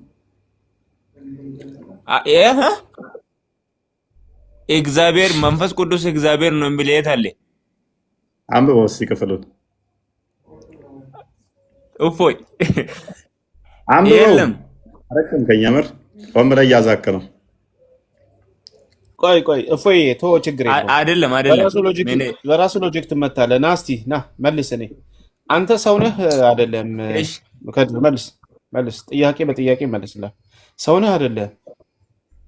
ስለ አምላክ ነው፣ ስለ ሰው እያወራን አይደለም። ስለ አምላክ አረ መልስ። ችግር የለም ልመልስልህ እኮ ነው። ምንም ችግር የለም። ስለ አምላክም ቢሆን በራሱ ሎጂክ ልመልስ እኮ። ስለዚህ አንተ ሰው ነህ አይደለም? አምላክና ሰው ምን አመሳሰለው? እሺ አንተ የሰው ልጅ ነህ ወይስ የአባትህ ልጅ ነህ? እሺ መልስልኝ። አንተ የሰው ልጅ ነህ ወይስ የአባትህ ልጅ ነህ? ቆይ ለምንድን ነው መልስ አትፈልግም ማለት ነው? ያመጣኸው ሎጂክ ምን ያህል ፋልሴቶ እንደሆነ ወይም የማይሰራ ነው። እኔ በኔ አደም ነኝ። ቆይ እኔ በኔ አደም ነኝ። ምን አገናኝ? የሰው ልጅ ነህ። እኔ የሰው ልጆች ነኝ። የሰው ልጅ ነኝ። አንተ የሰው ልጅ ነህ። ቴንክ ዩ የሰው ልጅ ነህ። የአባትህ ልጅ ነህ። የሰው ልጅ ነህ። ግን አንተ ሰው የሚባለው አባትህ አንድ የአንተ አባት ብቻ አይደለም ሰው የሚባለው አይደለም። አምላክ ጋር አይገናኝም። አንተ የምታወራ ነገር አምላክ ጋር አይገናኝም። መልስ። ይኸውልህ አንተ የሰው ልጅ እኔ የሰው ልጅ ነኝ አልኩ። ሰው የሚባለው አንተ አባት ብቻ ነው ወይስ ሌላም አለ? እሱን መልስ።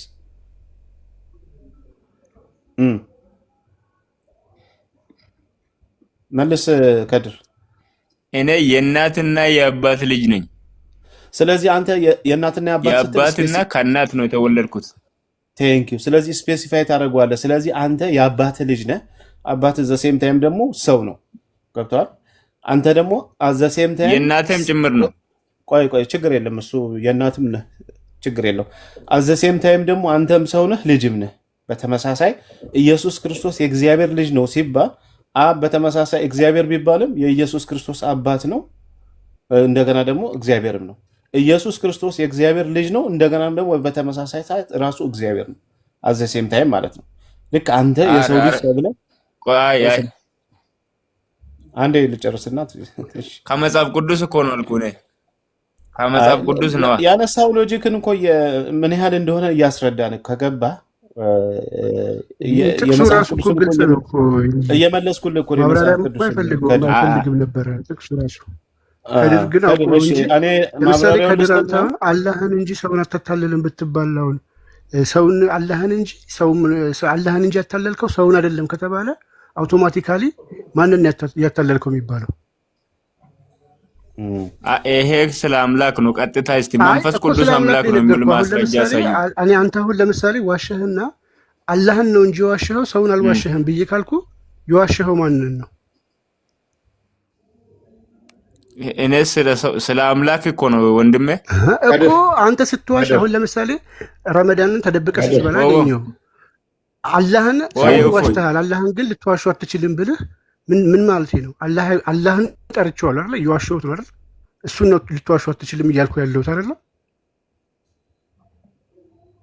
ምን አልከኝ? እፎይ ገብቶ ለምንድን ነው እንዲያውቅ ነው? አይደለም የእግዚአብሔር የተባለ የእግዚአብሔር ልጅ ተባለ። እግዚአብሔር ደግሞ ሀብ ነው።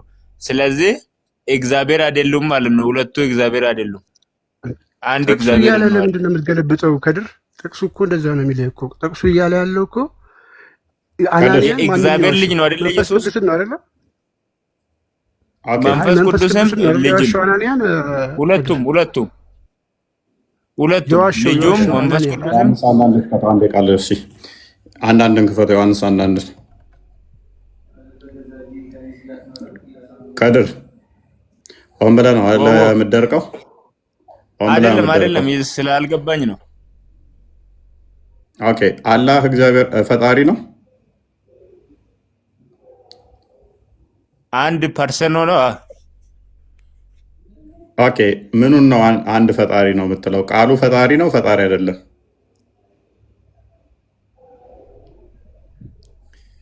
ንግግር ነው ንግግር። ስለዚህ ቃሉ ፈጣሪ ነው አይደለም? ንግግር ነው። ስለዚህ አላህ እንደኔ ነው ንግግሩ።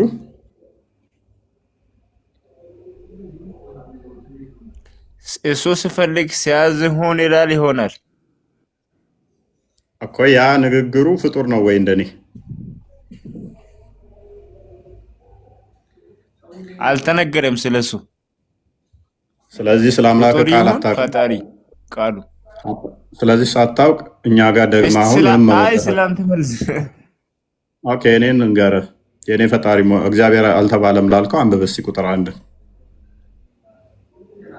አንብቡ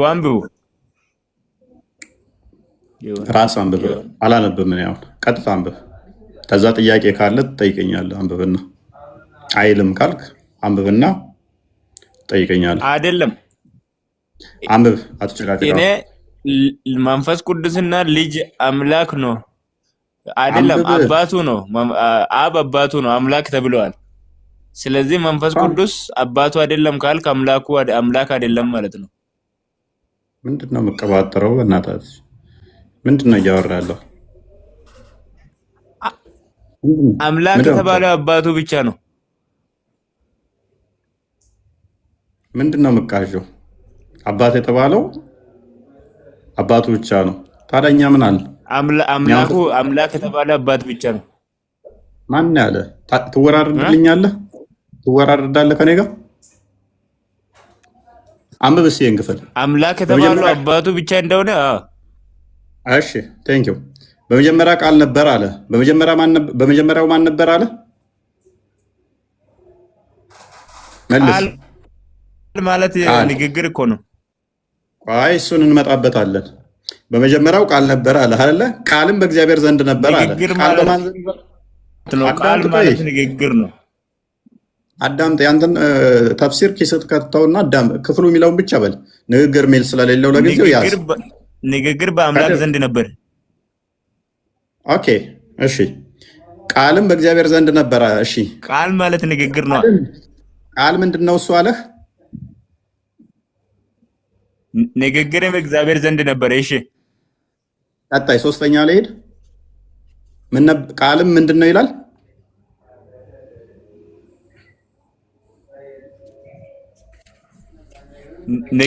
ንግግር ነው። ቃል አስተምሮ ቃልም ምን ነበር ይላል? ቀጣይ አንብበው። ሶስተኛውን ስንኝ አንብብ።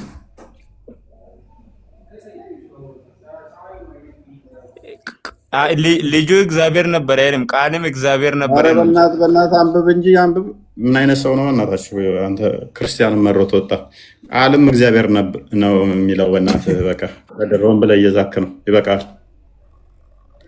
ሶስተኛውን ስንኝ ላለማንበብ በጣም ተንጋጠጥክ። ጥያቄ አለኝ። ተንጋጠጥክ። ከጥያቄ በፊት ግን እዚህ ባልከው ነገር ላይ አንድ ጉዳይ አለኝ። አሁን ያልከው ፈጣሪ ልጁን የላከው ከኃጢአታችን ሊጠብቀን ኃጢአታችንን ሊተውልን ነው ያልከው።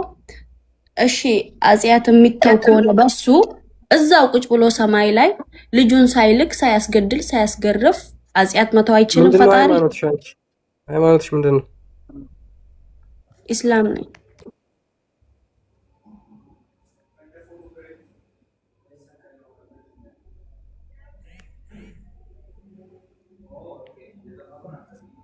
ኦኬ ምን ነው ኢየሱስ ሳይመጣ በፊት የሞቱት ኢየሱስ ክርስቶስ ምድር ላይ ሳይመጣ የሞቱትስ በኃጢአታቸው ነው የሞቱት? እሱ መጥቶ ኃጢአትን የሚያጥብ ከሆነ ከሱ በፊት የሞቱት ያለፉት ህዝብ በኃጢአት ነው የሞቱት? ኦኬ መልካም። የእኛን አረዳድ በደንብ ሜይ ቢ በዚህ ጉዳይ ላይ ምላሽ ሰምተሽ ታውቂያለሽ? ክርስቶስ ለምን እንደሞተ ምናምን ነገር የሰማሁት ቢኖር ኃጢአትን ሊያስወግድ ኃጢአታችንን ሊያጥብልን ነው የሚባለው። ይሄን ነው የሰማሁት። ያ በዚህ ላይ ጥሩ አስተምሯለን። እኛ ምን አለ መሰለሽ እግዚአብሔር ማሪ ይቅር ባይ እንደመሆኑ መጠን ፈራጅ ዳኛ ነው ብለን እናምናለን። ሁለቱንም ነው ብለን ነው የምናምነው እኛ። አይ ቲንክ አንቺ ነው የሚደርበው። ኦኬ እሰማሻለሁ። ያ ሁለቱንም ፈራጅም ነው ቀጪም ነው ይቅር ባይም ነው ብለን ነው የምናምነው። አንዱን ያልጣሰ ማለት ነው። ስለዚህ ገና ዘፍጥረት ምዕራፍ 2 ላይ ሲጀምረኛ ምን አለ መሰለሽ እግዚአብሔር አስቀድሞ ዘፍጥረት 1 ላይ ከቁጥር 27 እስከ 28 እግዚአብሔር አዳምና ሔዋንን ፈጠራቸው። ፈጠረና ዝም ብሎ ፍጡር እንደ እንስሳ አይደለም የፈጠረን ብለን እናምናለን። ክፍሉም እንደሚናገረው ገዢ አደረጋቸው። በእንስሳት ላይ በፍጡራን ላይ ገዢ አደረጋቸው። ገዢ ማለት በቃ ልክ እግዚአብሔር የባህሪ ገዢ ነው ፈጣሪ። እኛንም በተመሳሳይ እሱ ገዢ እንደሆነው እኛን ገዢ አድርጎ ነው የፈጠረን። እሱ በባህሪው ነው የሚገዛው፣ ለእኛ ግን በጸጋ እንድንገዛ ሰጠን። ታዲያ ሁሉንም እንድንገዛ ከሰጠን እኛ ደግሞ ለእሱ መገዛት አለብን አይደለ? ሁሉን ገዢ ከሆነ በምንድን ነው እሱ እኛ ደግሞ የእሱ የበታች መሆናችን የሚታወቀው? አይታወቅም። ስለዚህ አንድ ህግ ሰጠ። በገነት ውስጥ ሁሉም ብሉ፣ ሁሉን ግዙ፣ አንዲት ዛፍ ግን እችን እንዳበሉ፣ እቺ በእኔና በእናንተ መካከል ድንበር ነች። ዘፍጥረት ምዕራፍ 2 ላይ ከቁጥር 14 ጀምሮ አለ። እችን ከበላችሁ ትሞታላችሁ፣ እችን ካልነካችሁ በሰላም ትኖራላችሁ ነው። እቺ የፍቅር ድልድይ እንላታለን፣ ወይም ደግሞ የፍቅር ህግ እንላታለን። በእኛና በእግዚአብሔር መካከል ያለን ሁሉንም ገዢ ሆነን እኛ ግን ለእግዚአብሔር ተገዢ መሆናችን የሚታወቀው አዳም የሚታወቀው ያችን ህግ በመጠበቅ ነው። አንዲት ህግ ብቻ ነች መጠበቅ ያለበት። ነገር ግን ዘፍጥረት ምዕራፍ 3 ላይ ሴጣን በተንኮሉ በእባብ ልብ አድሮ ወደ ሔዋን ሄደ። በእውኑ እግዚአብሔር በገነት ካለው ዛፍ እንዳበሉ ከልክሏችኋልን አላት። እንበላለን ተገነት ካሉት ዛፎች፣ ነገር ግን ያንን ዛፍ እንዳንቀርብም እንዳንነካውም እንዳንበላውም ከለከለን። እሱን ከበላችሁ ትሞታላችሁ አለ እግዚአብሔር አለችው። እግዚአብሔር ዋሽቶ ነው፣ ብትበሉ እንደሱ እንደምትሆኑ አውቆ ነው፣ ቀንቶባችሁ ነው አይነት ሀሳብ ነገራት። ሔዋን ከዛ ዛፉን ስታይ ጓጓች፣ የሴጣንን ድምፅ ሰማችን ነው። ስለዚህ ወስዳ በላች፣ ባሏንም አበላችሁ። በዚህ ምክንያት ምን መጣባት? ሎንግ ስቶሪ ሾርት ፍርድ መጣብን። በሉ። የማንን ቃል ጣሱ? አሁን የእግዚአብሔርን ቃል ጣሱ፣ የሴጣንን ቃል ሰሙ። የግዴታ እግዚአብሔር እነሱ እንዲሞቱ ማድረግ አለበት። ለምን? ከበላችሁ ትሞታላችሁ ስላላቸው።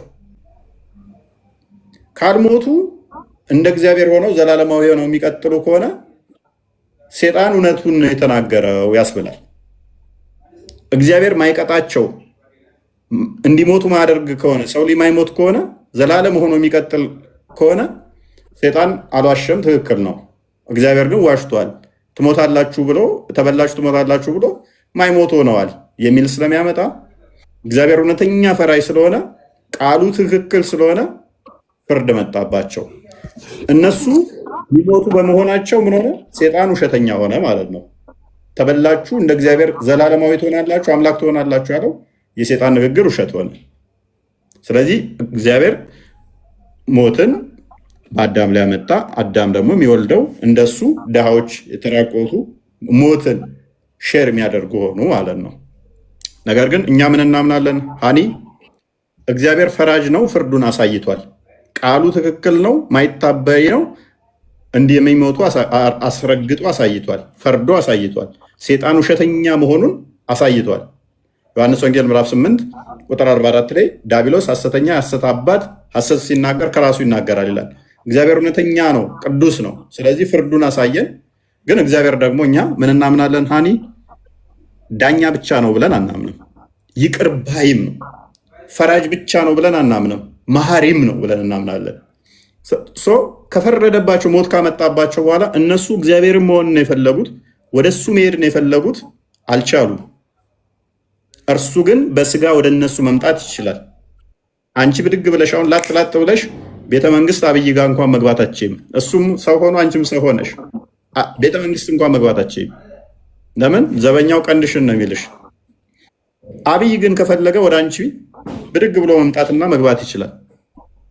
ሰው የናፈቀው እግዚአብሔርን መሆን ነበረ። እንደ እግዚአብሔር ዘላለማዊ መሆንን ነው አዳም የናፈቀው የሴጣንን ንግግር ሰምቶ። ስለዚህ እንደማይችል እሱን ካሳየው በኋላ እርሱ ግን በስጋ ተገለጠና ሞቱን በሞቱ ሻረ። ሴጣን ሞት አመጣበት። ዕብራውያን ምዕራፍ 2 ላይ ቁጥር 14 እና 15 እንደሚናገረው ወንድሞች በስጋና በደም እንደሚካፈሉ እሱ በደምና በስጋ ተካፈለ። ይሄውም በሞት ላይ ስልጣን ያለውን ይሄውም ዲያብሎስ ነው በሞት እንዲሽር ይለዋል። ስለዚህ ሞት የተፈረደብንን በሞት ያንን ፍርዱን ካሳ ያስፈልጋል። ሁሉም የሰው ልጅ ደግሞ ዕዳ ሆነ ኖረበት። ምን አይነት ዕዳ? ሞት የሚባለው ያንን ሞት አራግፎ ዘላለማዊ መሆን የሚችል ጠፋ። ከዛ በኋላስ ራሱ ቃል ወልድ ማለት ነው በስጋ ተገለጠና የእኛም ሞት ሞተና ዘላለማዊነትን ሰጠን። ምን? እሱን ስታምኚ አሁን ልክ ስትሞቺ ሞተሽ አፈር ሆነሽ እንደ ቅጠል በስብሰሽ አትቀሪም። ስለዚህ ዋና ዋስትናሽ ምንድነው? ክርስቶስን ማመንሽ። ዛሬ ምሰሪው ነገ ምሰሪው ኃጢአት ሳይሆን ሞተሽ አፈር ሆነሽ ወይም በስብሰሽ ምቀሪው አይደለሽም። ትንሣኤ አለሽ። ትንሣኤሽ ደግሞ ስትነሺ በእርሱ በማመንሽ ትነሻለሽ፣ ዘላለማዊ ሕይወትን ይሰጥሻል ማለት ነው። የሚያምንብኝ ቢሞት እንኳን ለዘላለም ይኖራል አለ።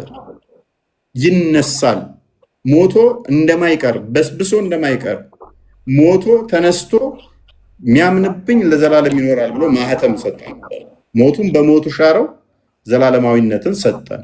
ስለዚህ ክርስቶስ መሞት ያስፈለገው ካሳውን አንድ ለመካስ አንድ ቤዛ ለመሆን አንደኛ እዛ ሆኖ አይምርም ወይ ላልሹ ለመካስ ካሳ መካስ ስላለበት ቀላል ኤግዛምፕል ኮምፔር አድርጌ ልስጥሽ። እዛ ጋር መጀመሪያ ያጠፋችው ሔዋን ነበረች። ሔዋን ድንግል ነበረች። የመጀመሪያ የሰይጣንን ቃል የሰማችው ሔዋን ነች።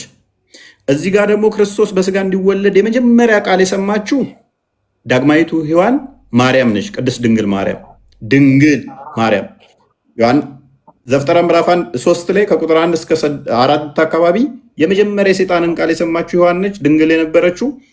ሉቃስ ወንጌል ምዕራፍ 1 ላይ ከቁጥር 26 ጀምሮ የመጀመሪያ የእግዚአብሔርን ቃል ያንም በስጋ እንደሚወለድ የሰማችው ማን ትሆናለች? ማርያም ትሆናለች። ያቺ ድንግል ነች፣ እችም ድንግል ነች። ያችኛው የሰይጣንን ቃል ሰማች ሔዋን፣ እችኛይቱ ደግሞ ማንን ሰማች? የእግዚአብሔርን ቃል ከገብርኤል ትሰማለች።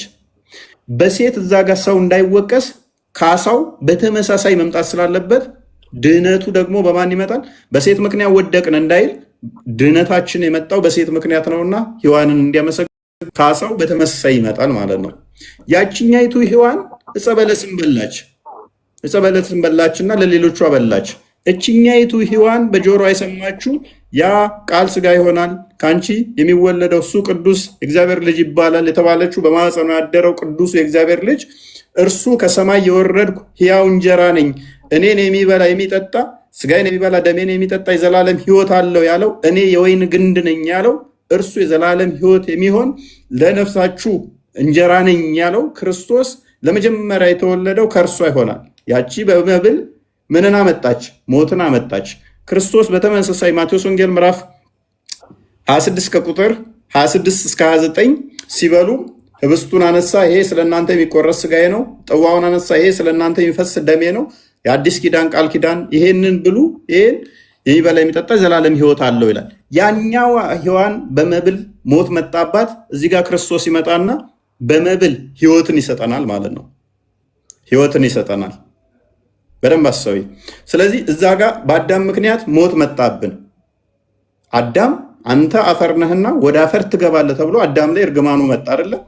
ሞቱ እሱ ላይ ተጣብቆበት እንደ ሴጣን የተረገመ ሆኖ እንዳይቀር አፈር ነህና ወደ አፈር ትገባለህ ብሎት እርግማኑን ወደ መሬት አደረገለት። እርግማኑ ላዩ ላይ አዳም ላይ ተጣብቆ ቁራኛ ሆኖት እንዳይቀር ምን ሆነ? አፈር ነው። ወደ አፈር ይመለስና አፈሩን አራግፎ በዳግም እንዲነሳ ሞት በአዳም በኩል ቢገባም ሕይወት ደግሞ በማን ሆነ? በዳግማዊ አዳም ከዛ ከቅድስት ድንግል የተገኘው እርሱ የሰው የእኛን ባህሪ ያደረገ በስጋ የተገለጠው እርሱ ስጋን ተዋህዶ የተገለጠው በእርሱ ደግሞ ምን እናገኘ? ሞቱ በሞት ተሻረና አዳም ላይ የመጣው ሞት በሞት ተሻረ፣ ሕይወትን ሰጠን። እኔ ምንድን ነኝ ይላል? እውነት፣ ሕይወት፣ መንገድ ነኝ አለ። እኔ እውነት፣ መንገድ፣ ሕይወት ነኝ አለ። ዮሐንስ ወንጌል ምዕራፍ 14 ቁጥር 6 ላይ እንዲሁም አንደኛ ቆሮንቶስ ምዕራፍ 15 ከቁጥር 20 ጀምሮ ሞት በአንድ ሰው በኩል በአዳም ገባ፣ ትንሣኤ ሕይወት በክርስቶስ ይላል። ስለዚህ ንጽጽሩ በተመሳሳይ መምጣት አለበት። የመጀመሪያው ስለዚህ ክርስቶስ በስጋ መገለጡ ለምንድን ነው? ቤዛ ለመሆን። ይሄ ከብዙ በትንሹ ንጽጽሩ ነው። ብዙ ንጽጽሮች አሉት። ሁለተኛ ክርስቶስ ለመጣው ለምንድን ነው? እሱ ምሳሌ ለመሆን፣ አርያ ለመሆን። አንደኛ ጢሞቴዎስ ምዕራፍ 2 ቁጥር 22 እስከ 24 እንደሚናገረው ሰዎች ኃጢአት ሰርተው ወይ ወንጀል ሰርተው በዛ በወንጀላቸው ቢቀጡና ቢታገሱ ብዙ ምንትን ላይል ይችላል። ግን ጥፋታቸውን ነው እየተቀበሉ ያሉት። ዝም በማለታቸው ሰማው እንትን ልትይ ትችያለሽ። ነገር ግን ምንም ጥፋት ሳያጠፉ መቀጣት እንዴት ያለ ነው! እሱ ብቻ አይደለም፣ ስለ ሌሎች ስለ አንቺ ጥፋት ደግሞ ለአንቺ ብሎ ወዳ እየከፈለልሽ አንቺው ራስ ስቀጩ። ያ ማለት ምን ማለት ነው?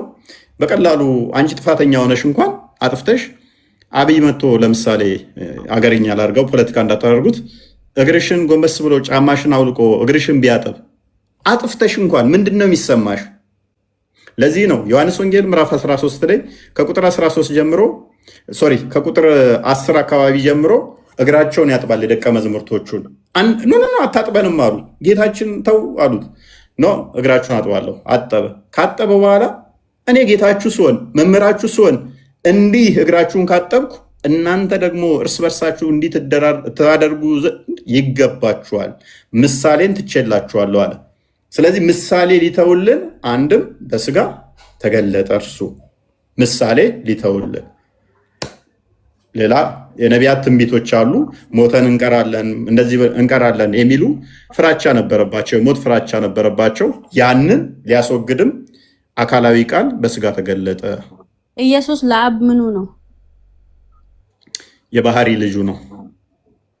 ልጅ ሲባል የወለደው ልጅ ወይስ እንዳልከው ቃሉ ነው? ቃሉ።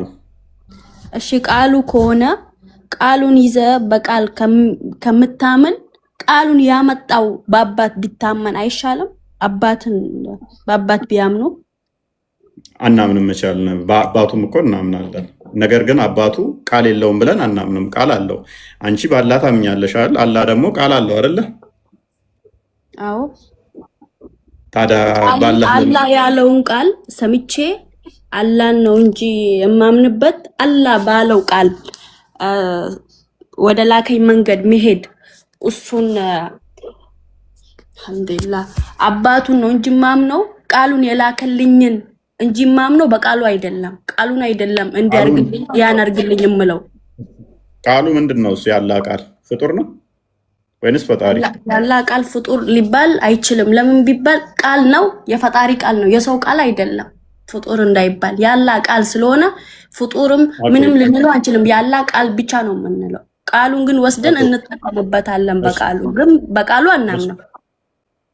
በቃሉ ካላመንሽ ታዲያ ምንድነው እያልሽ ነው? በፈጣሪ ነው የማምነው። ቃሉ ያንን ቃል ወስዳለሁ እሰማለሁ፣ ግን ያን ቃል አድነኝ ያን ቃል እንዲያርግልኝ ብዬ አይደለም ቃሉን የምለው። ቃሉን የምለው ወደ ፈጣሪ ወደ አባት ቃሉ ወደ ላከልኝ አባት ነው። የሆነ ነገር በሆነም ዱዓዬንም ምንንም የማደርገው ቃሉ ወደ ላከልኝ። ገባ? እሺ ቃሉ ፍጡር አይደለም አይደለ? አይደለም። ፍጡር ካልሆነ ምንድነው እሱ? ያላ ቃል ነው የሚባለው፣ የፈጣሪ ቃል እኮ ያላ። ኦኬ ምንድነው እሱ? ፍጡር አይደለም ማለት ነው።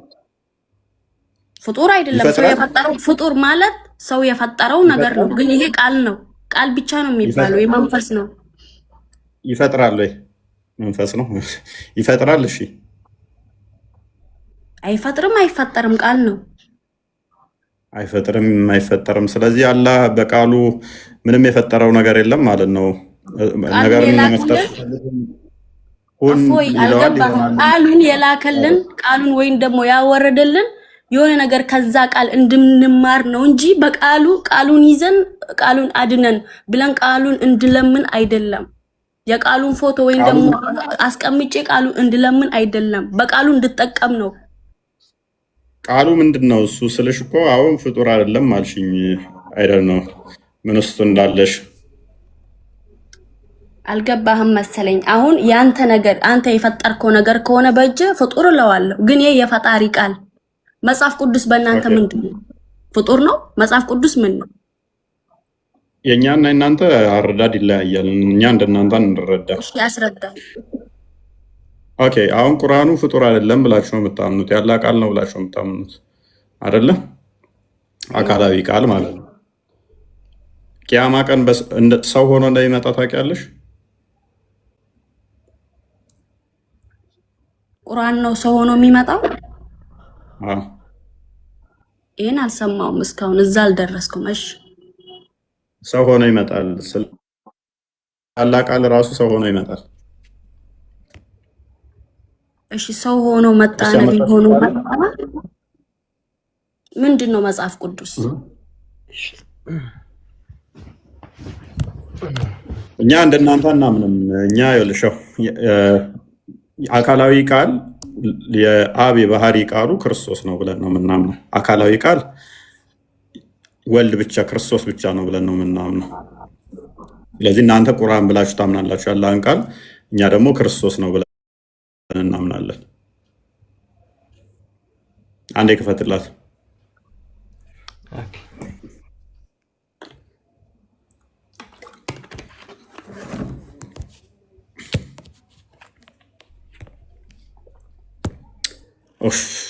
ኦኬ እንደዚህ ላለውልሽ። እሺ ኢብን መጃ ላይ 3781 ላይ the Quran will come on the day of resurrection like a pale man ቁርአን በቂያማ ቀን እንደገረጣ ሰው ሆኖ ይመጣል ይላል። ሰሂህ ነው ወይስ ደይፍ? ሐሰን ደይፍ አይደለም። and will say ተዛም እንደዚህ ይላል I am the one that kept you awake at night and made you thirsty during the day እያለ ይቀጥላል ይላል። ሶሪ ስለዚህ ቀን ሌሊት ያስጠማውሽ ያነቃውሽም እኔ ነኝ ብሎ ይልሻል። ይሄ ብቻ ሳይሆን በመቃብር ውስጥ መጥቶ የመጀመሪያ የሚያነጋግርሽ ቁርአን ነው። ስለዚህ መነጋገር የሚችል ፐርሰን ሆኖ ይመጣል ቁርአን ራሱ። ያ ያላ ቃል ያልሹ ዝም ብሎ ነገር ነው ያልሹ። ማውራት የሚችል ማወቅ የሚችል መረዳት የሚችል ነው፣ ፍጡር አይደለም ብለሻል።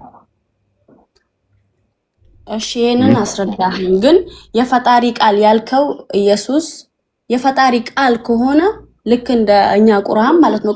ቃል ነው። በቃሉ ቃሉን ይዤ ከማምን ቃሉን የላከልኝ አባት ጋር ሄጄ በሱ ባምንስ? ቃሉን ሳታምኚ? ቃሉን እኮ ወስደዋለሁ። ቃል እኮ የሚታመን ሰው የምትወስደው የምሰማው ወደ መንገድ የሚያሳይ ነው እንጂ ቃል የሆነ ሰው ሆኖ ወይ አካል ሆኖ ወይ ፈጣሪ ሆኖ የሚመጣ አይደለም ቃል። አኒ አሁን አንቺ እንዴት እየተረዳሽ እንደሆነ ታውቂያለሽ? የፈጣሪን ቃል እንደ ሰው ቃል እየተረዳሽ ነው። እንደ ሰው እኔ አሁን ለምሳሌ እንዲያድግ ይብልሽ ከዛ ትሰሚኛለሽ፣ ያንን መልእክቱን ትወስጃለሽ፣ ታደርጊዋለሽ አይደለም? አዎ አየሽ፣ እንደዛ እየተረዳሽ ነው። የፈጣሪ ቃል ደግሞ እንደዛ አይደለም። የፈጣሪ ቃልና የሰው ቃል ሲጀመር ይለያያል። ሆኖም ግን ኢየሱስ ክርስቶስ የፈጣሪ ቃል ከሆነ በፈጣሪ ባምን ይሻላል። ቃሉን ወስጄ እጠቀምበታለሁ። ግን እማምነው ቃሉን ወደ ላከልኝ አባት ነው። ቃሉ ራሱ መፍጠር የሚችል ነው እያልኩሽ ነው። ቃሉ ራሱ ፐርሰን ነው እያልኩሽ ነው። እኔ ደግሞ ቃሉ ራሱ በደንብ አስተዊ። አንቺ እየወሰድሽው ያለሽው ቃሉን እንደ ድምፀት ብቻ እየወሰድሽ ነው፣ ወይንም ደግሞ እንደ ሰውኛ ወይ እንደዛ እየወሰድሽ ነው። ያ ቃሉ ራሱ የሚፈጥር የሚያደርግ ነው፣ ፐርሰን ነው እያልኩሽ ነው። እኔ ማለት የሚችል ነው ቃሉ ራሱ። አንቺ እንደ ሰው እንዴ ቃሉን የፈጠረው ማን ነው? እንደዛ ቃሉማ ከተፈጠረ እኮ ፈጣሪ ዲዳ ነበር እያልሽ ነው እኮ። ፈጣሪሽ ለምሳሌ አላህ ቃሉን ከመፍጠሩ በፊት ዲዳ ነበር እያልሽ ነው። ቃሉ ፍጡር አይደለም። በደንብ አሰቢ፣ አካላዊ ነው። በዛ ጋር በደንብ ግልጽ እንዲሆንልሽ የፈጣሪ ቃል እንደኛ አይደለም ያልኩሽ ለዛ ነው። የኛ ስንፈጠር ፈጣሪ የፈጠረልን ቃል ነው። የፈጣሪ ቃል ግን እንደኛ ድምፀት አይደለም፣ ከጊዜ በኋላ ይመጣ አይደለም። አንቺ ለምን ቃሉን ፈጣሪ ቃሉን ካላወረደልህ ወይም ቃሉን ካላከልህ ፈጣሪ መኖሩን ፈጣሪን እንዴት እንድትሰግድለት ፈጣሪን እንዴት እንደምታመሰግን በምን መንገድ ነው የምታውቀው? ቃል መኖር አለበት። በዛ ቃል ነው ወደ አባት የምንሄደው፣ ወደምናምንበት ፈጣሪ የምንሰግድለት ፈጣሪ የሚያደርሰን ቃሉ ነው። ያንን ፈጣሪ እናምንበት እንጂ ቃሉን ወስደን ቃሉ መንገድ አሳይ እያልኩ ነው። መንገድ ወደ አላህ የሚወስድህን መንገድ ወደ ፈጣሪህን የሚወስድህን መንገድ ነው የሚያሳይ። እንዲህ ስገድ፣ እንዲህ ብላ፣ እንዲህ ሂድ ነው የሚለው እሱ ያልሽ። እኛን አሁን ፈጣሪ እኛን ነቢያቶችን ያናገረበት ምናምን ወደ ፈጣሪ እንድንሄድ የተመራንበት እሱ ቃሉ አካላዊ ቃል አይደለም። ቦርፎሪኮን ይባላል። በአካል ያለ ሳይሆን ልክ የኔ ድምፅ አሁን በአየር ላይ ነው ያለው አይደለ? የሚበተን ነው። ስለዚህ እግዚአብሔር ፍጡራን ነቢያቶችን ያናገረበት ቃል ቦርፎሪኮን ይባላል። መላእክቶችን ያናገረበት ደግሞ አትሪኮን ይባላል።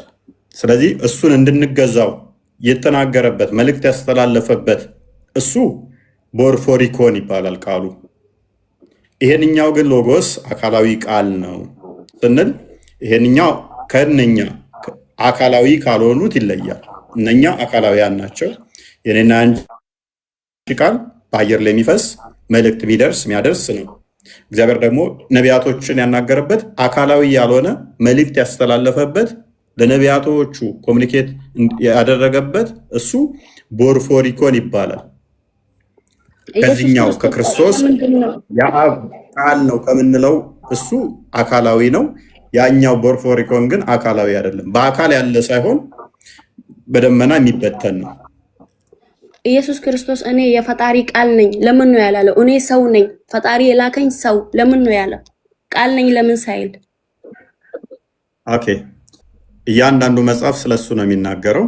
ስለዚህ እያንዳንዱ ስለሱ እንደሚናገር ስለነገረን እንደዛ ማለት ነሰር ላይ አይጠበቅበትም።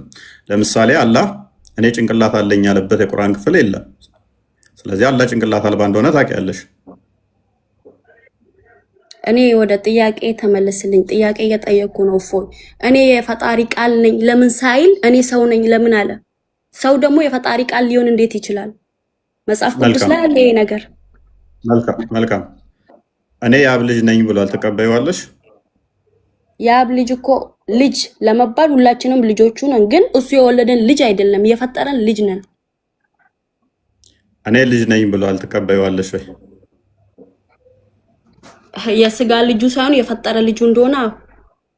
እሺ ያው ክርስቲያን ከፍቶልሻል። ቀጥይ አንብቢው እስኪ። አማርኛ ነገራችን ላይ ግን ጭንቅላታችሁን የምታሰሩት ቦስ ሳይድ ይሁን። እሺ በሁለቱም ሳይድ ነው። ቅድም ልክ እንዳለሽ ማለት ነው። እፎይ ማለት ኤግዛክት ወርድ የምትጠይቂ ከሆነ አንቺም ጋር እንደሚመጣ ማሰብ አለብሽ። በአስተምሮ ደረጃ ያለውን ሲነገርሽ መቀበል የምትችል ከሆነ ትቀበያለሽ። ግን አንቺ ባልሽው ራሱ ችግር የለውም ተቀበልንሽ እና አንቺ ባልሽው ማስፈርት ክርስቶስ እኔ ቃል ነኝ ወይ ብሏል? አዎ ብሏል። ይኸው መጽሐፈ ቀለሜንጦስ ምዕራፍ 6 ቁጥር 18 ላይ ምን ብሎ ተናግሯል? አብ ነባቢ ነው፣ እኔም ቃል ነኝ፣ መንፈስ ቅዱስ ደግሞ ሕይወት ነው። የሚመሳሰለን የለም፣ እኛ ከመመሳሰል በላይ ነንና፣ እንደኛ የሚሆን የለም፣ እኛ ከሁሉ በላይ ነንና፣ አባቴ እሳት ነው፣ ብርሃኑም እኔ ነኝ፣ ሙቀቱም መንፈስ ቅዱስ ነው። አባቴ ፀሐይ ነው፣ ብርሃኑ እኔ ነኝ፣ ሙቀቱ መንፈስ ቅዱስ ነው ብሎ ይኸው እኔም ቃል ነኝ ብሎ በግልጽ ተናግሯል ክርስቶስ። እኔ ቃል ነኝ ካለ ጠይብ ቃል ሰው መሆን እንዴት ይችላል? እኔ ሰው ነኝ ለምን አለ? ያቃሻል አኒ ራፎይ ጥያቄ ደና ጥያቄ ነው፣ ለሰው የሚገባ ጥያቄ ነው። እዚህ ጋር እኔ ቃል ነኝ ካለ ወሰርኩኝ። እሺ ተመልሶ እኔ ሰው ነኝ ለምን አለ? ይበላ በስጋ ስለተገለጠ። ምክንያቱም በስጋ ስለተገለጠ ያ ቃል ቅድም በደንብ አብራርቻለሁ። ቋን እያዳመጥሽ ነበር። ያ ቃል በስጋ የተገለጠ ስለሆነ ቃል ስጋን ስለተዋሃደ እኔ ሰው ነኝ ይላል። ችግር የለም። የሰው ልጅ ብሎ ይላል። እኔ ሰው ነኝ የሚል ሳይሆን ራሱን የሰው ልጅ ብሎ ይጠራል። በስጋ ከማርያም ማን ነው የፈጠረው? ማንን? ኢየሱስ መሲህ። ኢየሱስ አንቺንም እኔንም መሐመድንም የፈጠረ ነው።